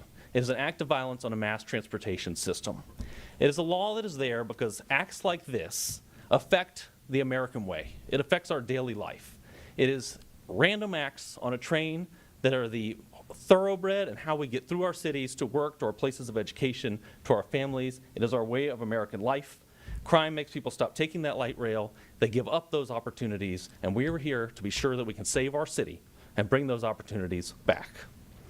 The maximum penalty for this federal crime is life in prison without parole or the death penalty. Of course, each individual case receives its own sentencing hearing by a federal judge that will decide the sentence based on the individual factors in this case. Of course, at this point, we're only making allegations. We do have a charge. We filed a criminal complaint. It has been signed by a federal judge. The charges have been brought, but they are just charges. Getting there has been a process. I want to thank the FBI, which has an incredible team that has investigated this case. They've ensured we had a basis for federal charges. I want to thank the Charlotte-Mecklenburg Police Department that started this investigation, apprehended the defendant immediately after the incident happened at the light rail station. And I want to thank the District Attorney's Office and Spencer Merriweather, who brought first-degree murder charges right away when this happened. I think everyone knows the facts of this case, but I will briefly recitate what is in our criminal complaint. And that is that at 9:55 on August 22nd, Charlotte-Mecklenburg Police Department responded to a call that there had been a stabbing on a light rail train. They located the victim, who had suffered stab wounds in her neck, on her hand. They found a pocket knife on the scene, and they apprehended the defendant at the rail stop. Now, much more recently, the surveillance video was obtained from the train, and that's really what gave us the basis for federal charges here. And the surveillance video shows Irina Sarutska getting on the train by herself in her work uniform, sitting down by herself in a row that just happened to be in front of Carlos Brown Jr. Approximately 4 minutes later, Mr. Brown pulled out a pocket knife. You see him on video open that pocket knife, and he stabbed her 3 times in the neck. He then walked off the train with blood dripping from the knife. This is obviously a horrible, horrible situation. But this is why federal statutes exist. They exist to take care of situations like this because no one should sit in fear when they sit on the light rail. If you sit in fear on the light rail, you sit in fear when you walk around the streets of our center city like I do every day. You sit in fear when you go to our parks like I do with my daughter every weekend. You sit in fear at our sporting events, our entertainment venues, at concerts, at restaurants, at our museums. These are all the things that we have worked as a city so hard to build. We built this city. Companies have come here in droves. More than 150 people move here every day. We built a city that people want to live in, but we can lose that all if we allow violent crime like this to go on in our streets. And I'm here to tell you, the federal government is going to save our city from that. To Erna's family, we will pursue justice. We will use the full weight of the law. I appreciate you all being here. I appreciate your attention to this case. I know this has gotten national attention. I know that there is a lot of thoughts about this case. There's policy decisions being made because of this case. But as someone who just talked to the family of the victim, I hope you'll remember her. Because this is hard for them. It's their case, and we will bring justice here. I'll now turn it over to Special Agent in Charge Barnacle. Thank you, Mr. Ferguson. Thank you for everyone that's here today. You know, I'm saddened to be up here today talking about a violent, heinous act that occurred on our metro system. This could have happened to any young person that was riding the train that night, but it didn't. It happened to Irina, and her death is an absolute tragedy. There is no one who will debate that point. Even more tragic, she chose to come to Charlotte to escape the violence of her war-torn home in Ukraine. Irina had settled into our community. She made friends. She immediately got a job. The first day she was allowed to work, and she got a work permit here, she got a job that very first day. She worked at a senior citizens center. She worked at a pizza place. She took care of animals in the neighborhood. She was building her young life. She had recently moved in with her partner. Her family let us know she graduated from college in Kyiv with a degree in art and restoration. We don't know the extent of what obstacles she faced in the Ukraine, other than we did learn just a few moments ago that she was living in a bomb shelter. Sadly, everyone saw in surveillance video how tragic her life ended. We're shocked, we're saddened. It's very, very difficult. This young lady rode that train many times. She was probably tired after a long day at work and just trying to get home to her loved ones, but she never made it.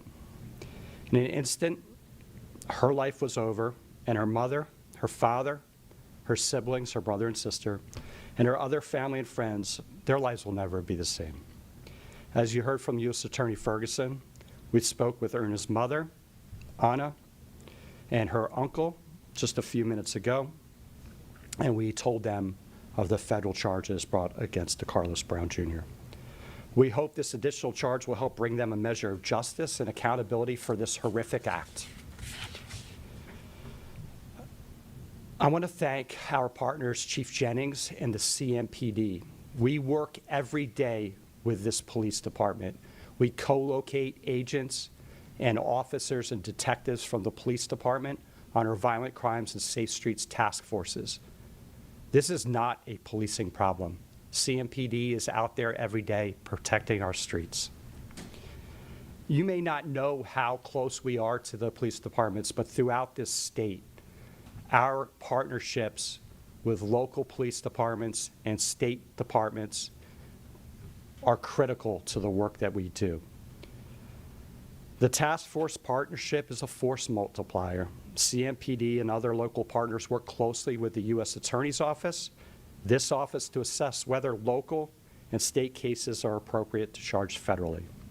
We are pleased to supplement the Charlotte and Mecklenburg Police Department's work on this investigation and the appropriate federal charges that were brought forth today. The FBI will work tirelessly to hold violent offenders accountable. Kash Patel, the director of the FBI, has empowered every field office to shift resources to violent crime to help keep our city's streets safe. We will continue to work with U.S. Attorney Ferguson, the Department of Justice under the direction of Attorney General Pam Bondi, and the FBI Director Patel to pursue justice for Irina and her family and for the people of Charlotte. In closing, Mr. Ferguson mentions this. The system has failed us in this case. There is no doubt. Everyone deserves to go about their daily lives, to get to work, to get to school, just across town without the fear of being attacked. We should live in a country and in a city where accountability if you're convicted for a violent crime, is always paramount. Well, thank you, and I think we'll take questions. Yeah, I want to add one thing. Before we take questions, I want to add one thing that I hope the family won't mind me sharing. But after Irina's death, the embassy in Ukraine called and said, we'll help you bring her home. And her family said no. They said she loved America. We're going to bury her here. So I think we can give her an America to be proud of. As Mr. Barnacle said, something here is broken, and we're here to fix it. We're happy to take your questions. Right. Brett, yeah. Yeah. In terms of speaking with the family, can you just talk a little bit more about that conversation? Because clearly it was emotional for you. So can you talk about that conversation? What was the family's reaction to the new charges? And because not a lot of people have actually spoken to the family, so can you talk more about the conversation? Sure, and we were both there for the conversation, so you can add what you want. It was a very heavy conversation. We talked to her mother, we talked to her uncle. Her mother speaks very little English. We had a translator from the FBI there, and they wanted to talk about their daughter. That's what we talked about. Yes, ma'am. Casey Jones from WCCB. Special Agent Barnacle, you mentioned that this was not a policing failure. Where exactly did the system fail? It's hard to say. This man was charged 14 times. There's been numerous encounters with police departments. He was arrested by the CMPD in January, but he's still on our streets. So we'll have to figure this out, right? This is not a problem the FBI or the U.S. Attorney's Office can solve. We can work cases. We can react to crime. We can be proactive and try to prevent crime. Look, I think, President Trump's spoken about this case in the last few days, and he has daughters. I have daughters. So it really hits close to home, right? And why do we have people, whether there's mental health issues or violent crime issues, why are they on the streets?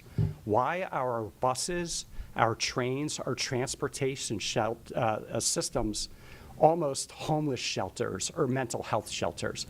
We need to fix that. We need to clean that up. We can only do so much. This is going to take a lot more work from society, from the people in power and the politicians. It's not something I can solve. But we can work cases, and we can bring people to justice. Hunter. Hi there.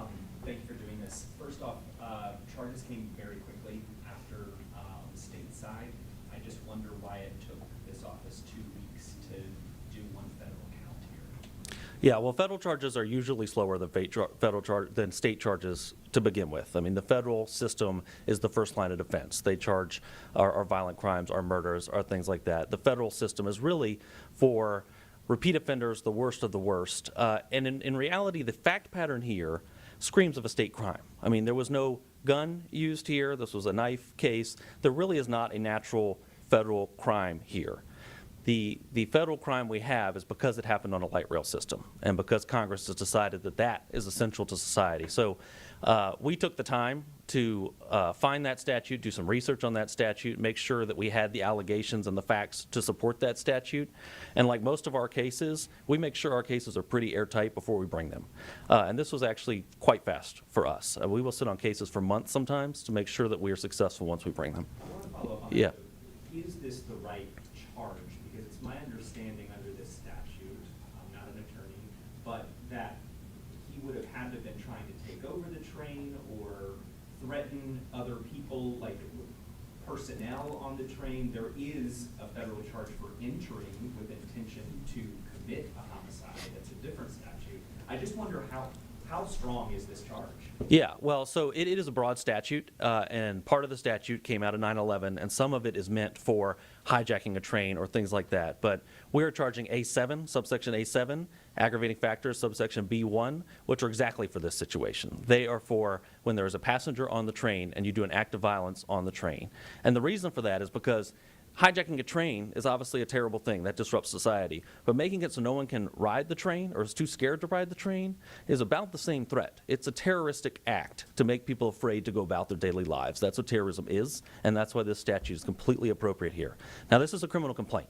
We will indict later. We continue to look at facts. The FBI continues to investigate this case, and we may have more charges later. But for now, we have this charge, and we think it's an appropriate one. Yeah. Yes, sir.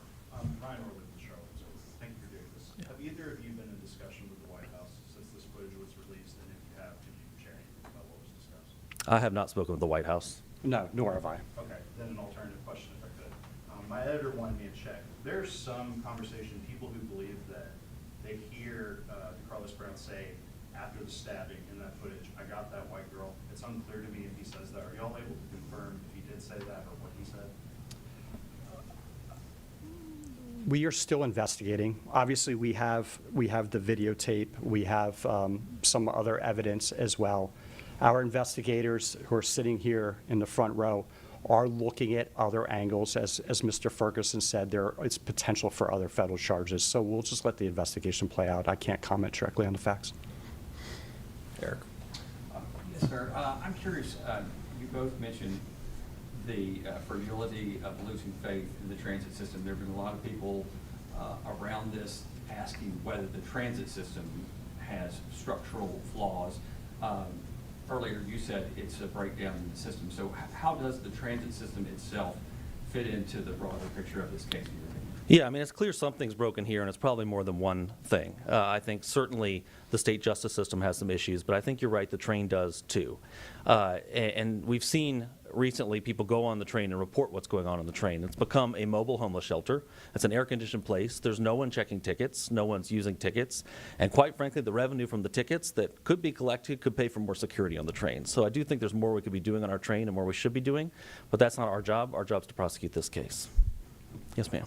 Said that there's not wasn't really a natural fit initially for federal charges. At what point did you get involved to start looking at that for federal charges, and what made you do that then? Well, I mean, you were first. So, Irina was murdered on the 22nd at about 10 p.m. I learned of the case on the 23rd in the morning. Our team was already in contact with detectives at the Charlotte-Mecklenburg Police Department. From that day forward, we were in conversations with the U.S. Attorney's Office. So we've been talking about this from the get-go. But we pushed a little bit harder when we saw the videotape, right? And that, I didn't see that evidence early on, and horrified like everyone else when I saw it, and as was Mr. Ferguson. Everyone was able to get together and come to a charging decision. And for us, it was a little bit, the act itself doesn't scream federal crime, but when we started to see the effects of that act and we saw the public saying, we're not riding the light rail anymore, we're afraid to go to the park, that's when my mind and my office started saying, there's maybe something more than a single murder here. This might be a federal charge. And we started digging and found this charge. Yes, ma'am. Courtney Davis with Spectrum News. This isn't the first incident that's happened on Charlotte Transit. There have been violent offenses on buses as well in the last couple of years. What is it that brought this to that level to get this amount of resources behind this case as well? Yeah, well, we're concerned about the buses too. This is not just about rail, and we're concerned about the streetcar. We're concerned about the special transit vehicles that are used for handicapped individuals. This is a problem with transit, and it's not just transit. We're concerned about our parks and our streets and our center city where convention goers come in droves. We're concerned about all of it. It takes a very particular case to get a federal charge, and sometimes, unfortunately, it takes kind of a snowball effect to get those federal charge, and we see that in a lot of our cases.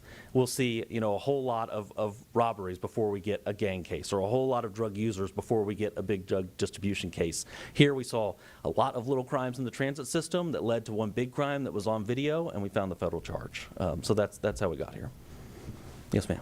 Should people feel safe on public transit in Charlotte? Right now, I don't know. I can't answer that question. I can tell you that it's my goal for people to feel safe on the light rail in Charlotte. I think it's essential to life in our city that people feel safe there. I hope that one day everyone feels safe riding light rail. Right now, I think we need to see changes before people are going to feel safe on light rail. Yes, sir. If I'm guilty, could you once again explain the sentencing in depth, Yeah. a little bit more in depth, what's on the table? Yeah, and thanks for the question, because federal sentencing is significantly more complicated than sentencing in the state level. So if convicted, and convicting, that will be a conviction by jury of his peers in federal court over here. If convicted, we have a probation office that puts together a fairly lengthy report about that individual defendant. And that process takes about 3 months sometimes. It is a very lengthy report about his background, his prior crimes, his upbringing, anything that a judge will want to look at in sentencing.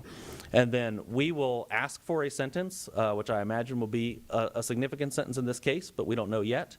And his attorneys will have an opportunity to argue for some other sentence that they think is appropriate. It goes before a federal judge. The federal judge considers that pre-sentence report, considers our argument, considers the defendant's argument, hears from the defendant if he chooses to speak, and issues an appropriate sentence at that time. Death penalty could be considered?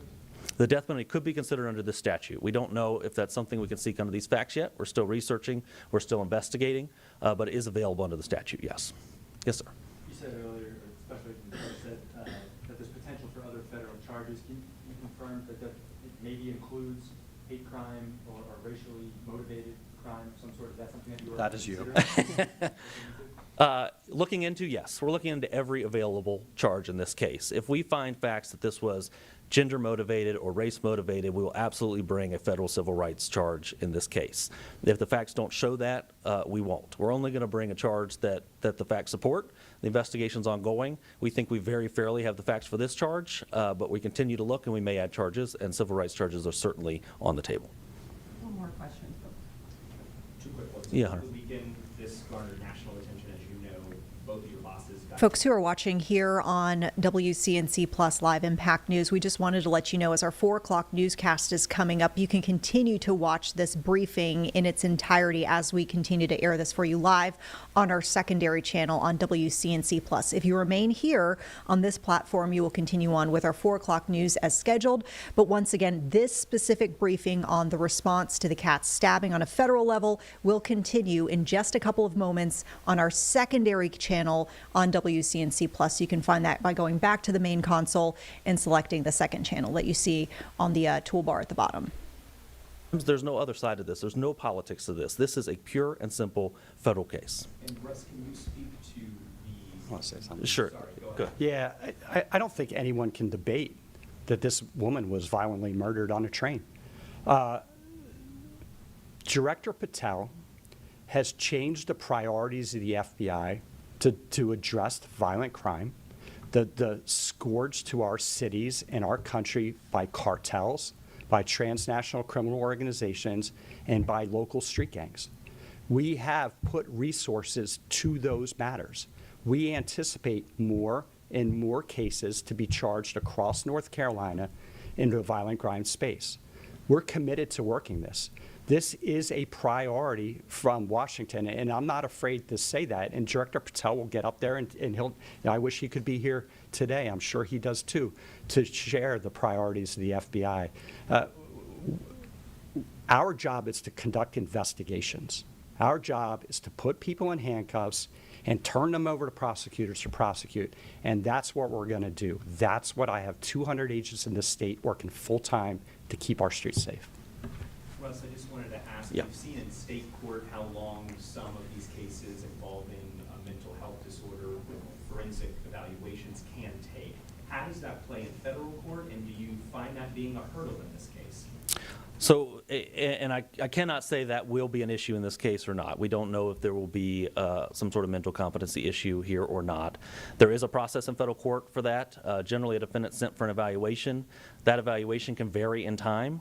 We've seen it take a year in some cases, depending on the level of treatment needed, the level of evaluation. Sometimes psychiatrists need some time to get to know a patient before they can evaluate them. There's all sorts of variables, but we have had cases where that has happened, and ultimately a judge will decide if he is competent to stand trial or not. But one thing is for sure, this person cannot be allowed on the streets. He cannot be allowed on our trains. So whether he is involuntarily committed or he is behind bars for a violent act, he should not be on the streets of Charlotte. Would that track happen concurrently in any way? Obviously, that's happened with the state as well. There are, at least, have been concerns about his mental competency in the past, claims, statements that he made as well. Would that happen concurrently or on separate tracks dealing with federal and state charges? Yeah, so and obviously we want this case to go as fast as possible to bring justice for the victim's family. That is most likely going to be separate tracks because the state system and federal system have different standards, different legal standards, different processes they go through. I've called the district attorney about this case. We're going to work out the best way for the victims to get this to go forward, whether that's federal going first, state going first, some sort of parallel paths. We'll have to figure it out, but there are definitely challenges that. And generally when we bring a federal charge, the state charges are dropped. But this is a case where we have a first-degree murder charge, and we are supplementing with a federal charge, which I think tells you a little bit about the state system, that we can't trust that a first-degree murder charge is going to take someone off the streets for as long as we need them off the streets. We have to supplement with a federal charge. So, Thank you, everybody. thank you. I really appreciate you covering this. Thank you. Thank you.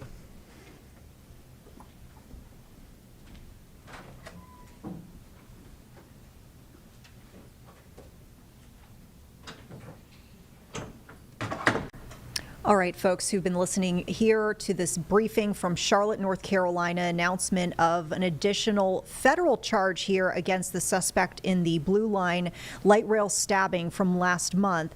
DeCarlos Brown now facing that federal charge of causing death on a mass transportation system. DOJ and FBI saying that there were also some aggravating factors at play here, they say, which we know aggravating factors can make a crime more severe and thus the punishment for that crime more severe.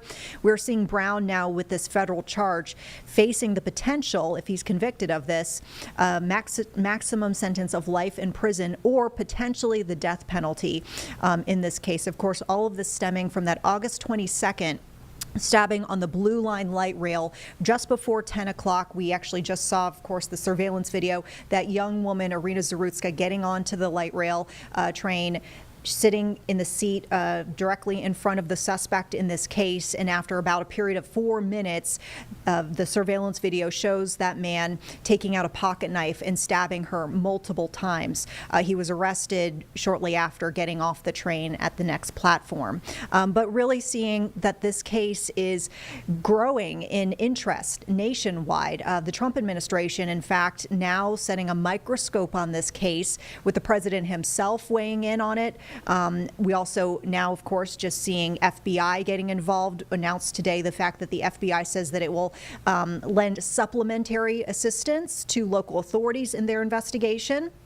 And quite frankly, seeing officials speaking today getting emotional. We're told that both the U.S. Attorney for the Western District of North Carolina, Russ Ferguson, and that special agent in charge with the FBI, we heard from James Barnacle Jr., saying that they met with Irina Zarutska's family from Ukraine just moments before doing this press briefing, saying that they let them know of this new federal charge. They basically talked about wanting to, work with the Ukrainian embassy to get her body back to Ukraine, where she's originally from. As we mentioned before, she came to the U.S., to Charlotte, North Carolina, for a better life in a safer place, apparently leaving that war-torn area, apparently just living in a bunker before she even came here to the U.S., only to lose her life on the light rail.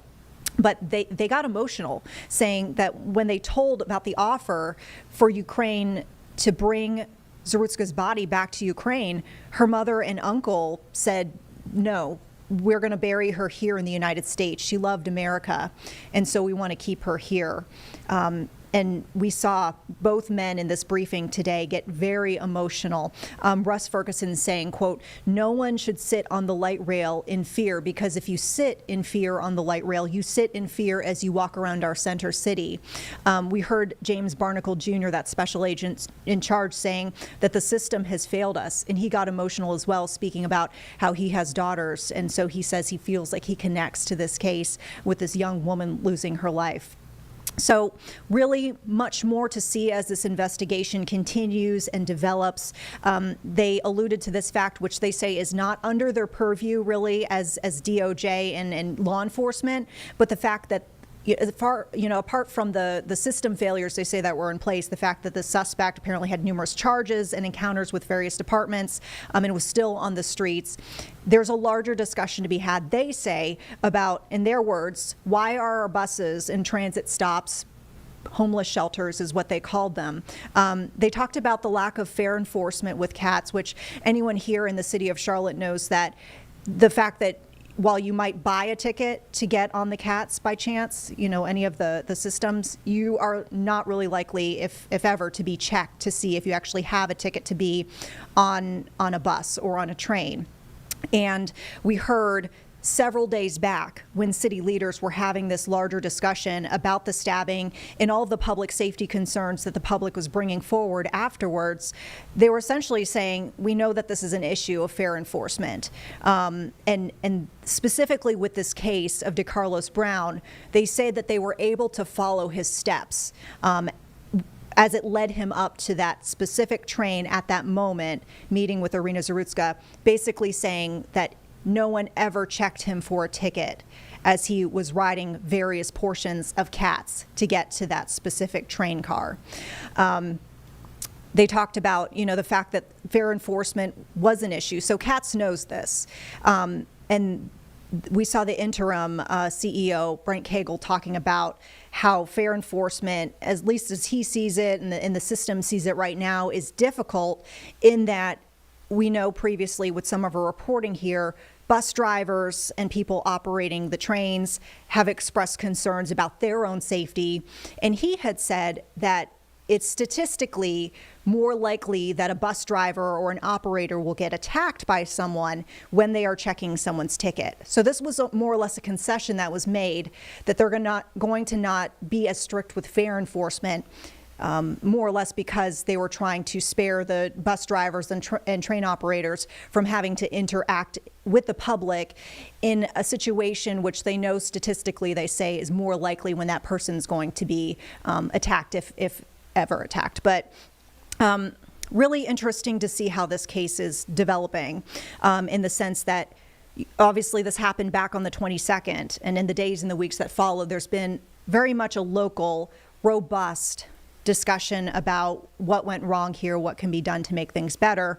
But really now seeing nationwide eyeballs with the release of that surveillance video, the disturbing surveillance video that showed the encounter, essentially this young woman not having really any interaction other than just sitting down in front of this gentleman, preceding that deadly attack, the brutality of it, and folks really now starting to kind of get the idea of what happened, stirring a lot of emotions. In fact, we saw, with the federal charges that were announced today and the folks who were speaking in that briefing we just brought you, they were talking about how this surveillance video caught their eye, and this surveillance video was enough, they said, that they could pursue a federal charge.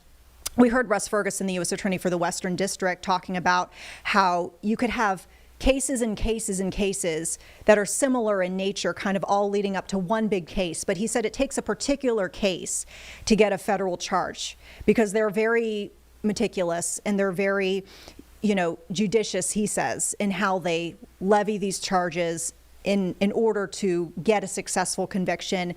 And he says that they believe this is that case. This is the case that's going to be the one that kind of speaks for all the other cases if there were other incidents that needed to be addressed and weren't, or kind of flew under the radar, if you will. This is the one that's getting the attention. They've got the video they feel like shows it, proves their charge that they've levied here, the causing death on a mass transportation system, and this is what they're going to go with. So be sure, folks, we'll continue to follow this story as it does do a lot of twists and turns here.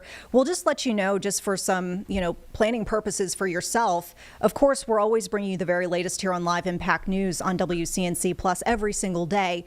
But we do have multiple interviews lined up throughout the week with a lot of policymakers and big voices, if you will, in policy, not just in a local level, but statewide as well. So we're actually set to sit down with some of these folks in the coming days to talk about how they see this case, what they see as potential changes that need to be made. So we hope that you stick with us here throughout the rest of the week and beyond as we're having these discussions all day long and bringing you the very latest and something that's really sparked a lot of concern and pulled at the heartstrings of a lot of folks nationwide. So with that, we appreciate everyone sticking with us here on Live Impact News, even as we've turned over to the secondary channel. We'll let you know if you want to go back to the main channel here on WCNC Plus, our 4 o'clock news team is underway with our newscast already in progress. So we encourage you to switch over there, pick up with the evening news. I'll see you at 5 o'clock, 6 o'clock, and then of course we'll be back with Live Impact starting at 11 o'clock tonight on the main channel on WCNC Plus. So I'll be with you for that for the next couple of hours starting at 7, and then we'll see you for the news at 11. We know that anything can develop in the next couple of hours, so be sure that we'll keep you updated with that. With that, we'll come to an end here on Live Impact, and once again, move over to the primary channel if you don't mind. Thanks for sticking with us.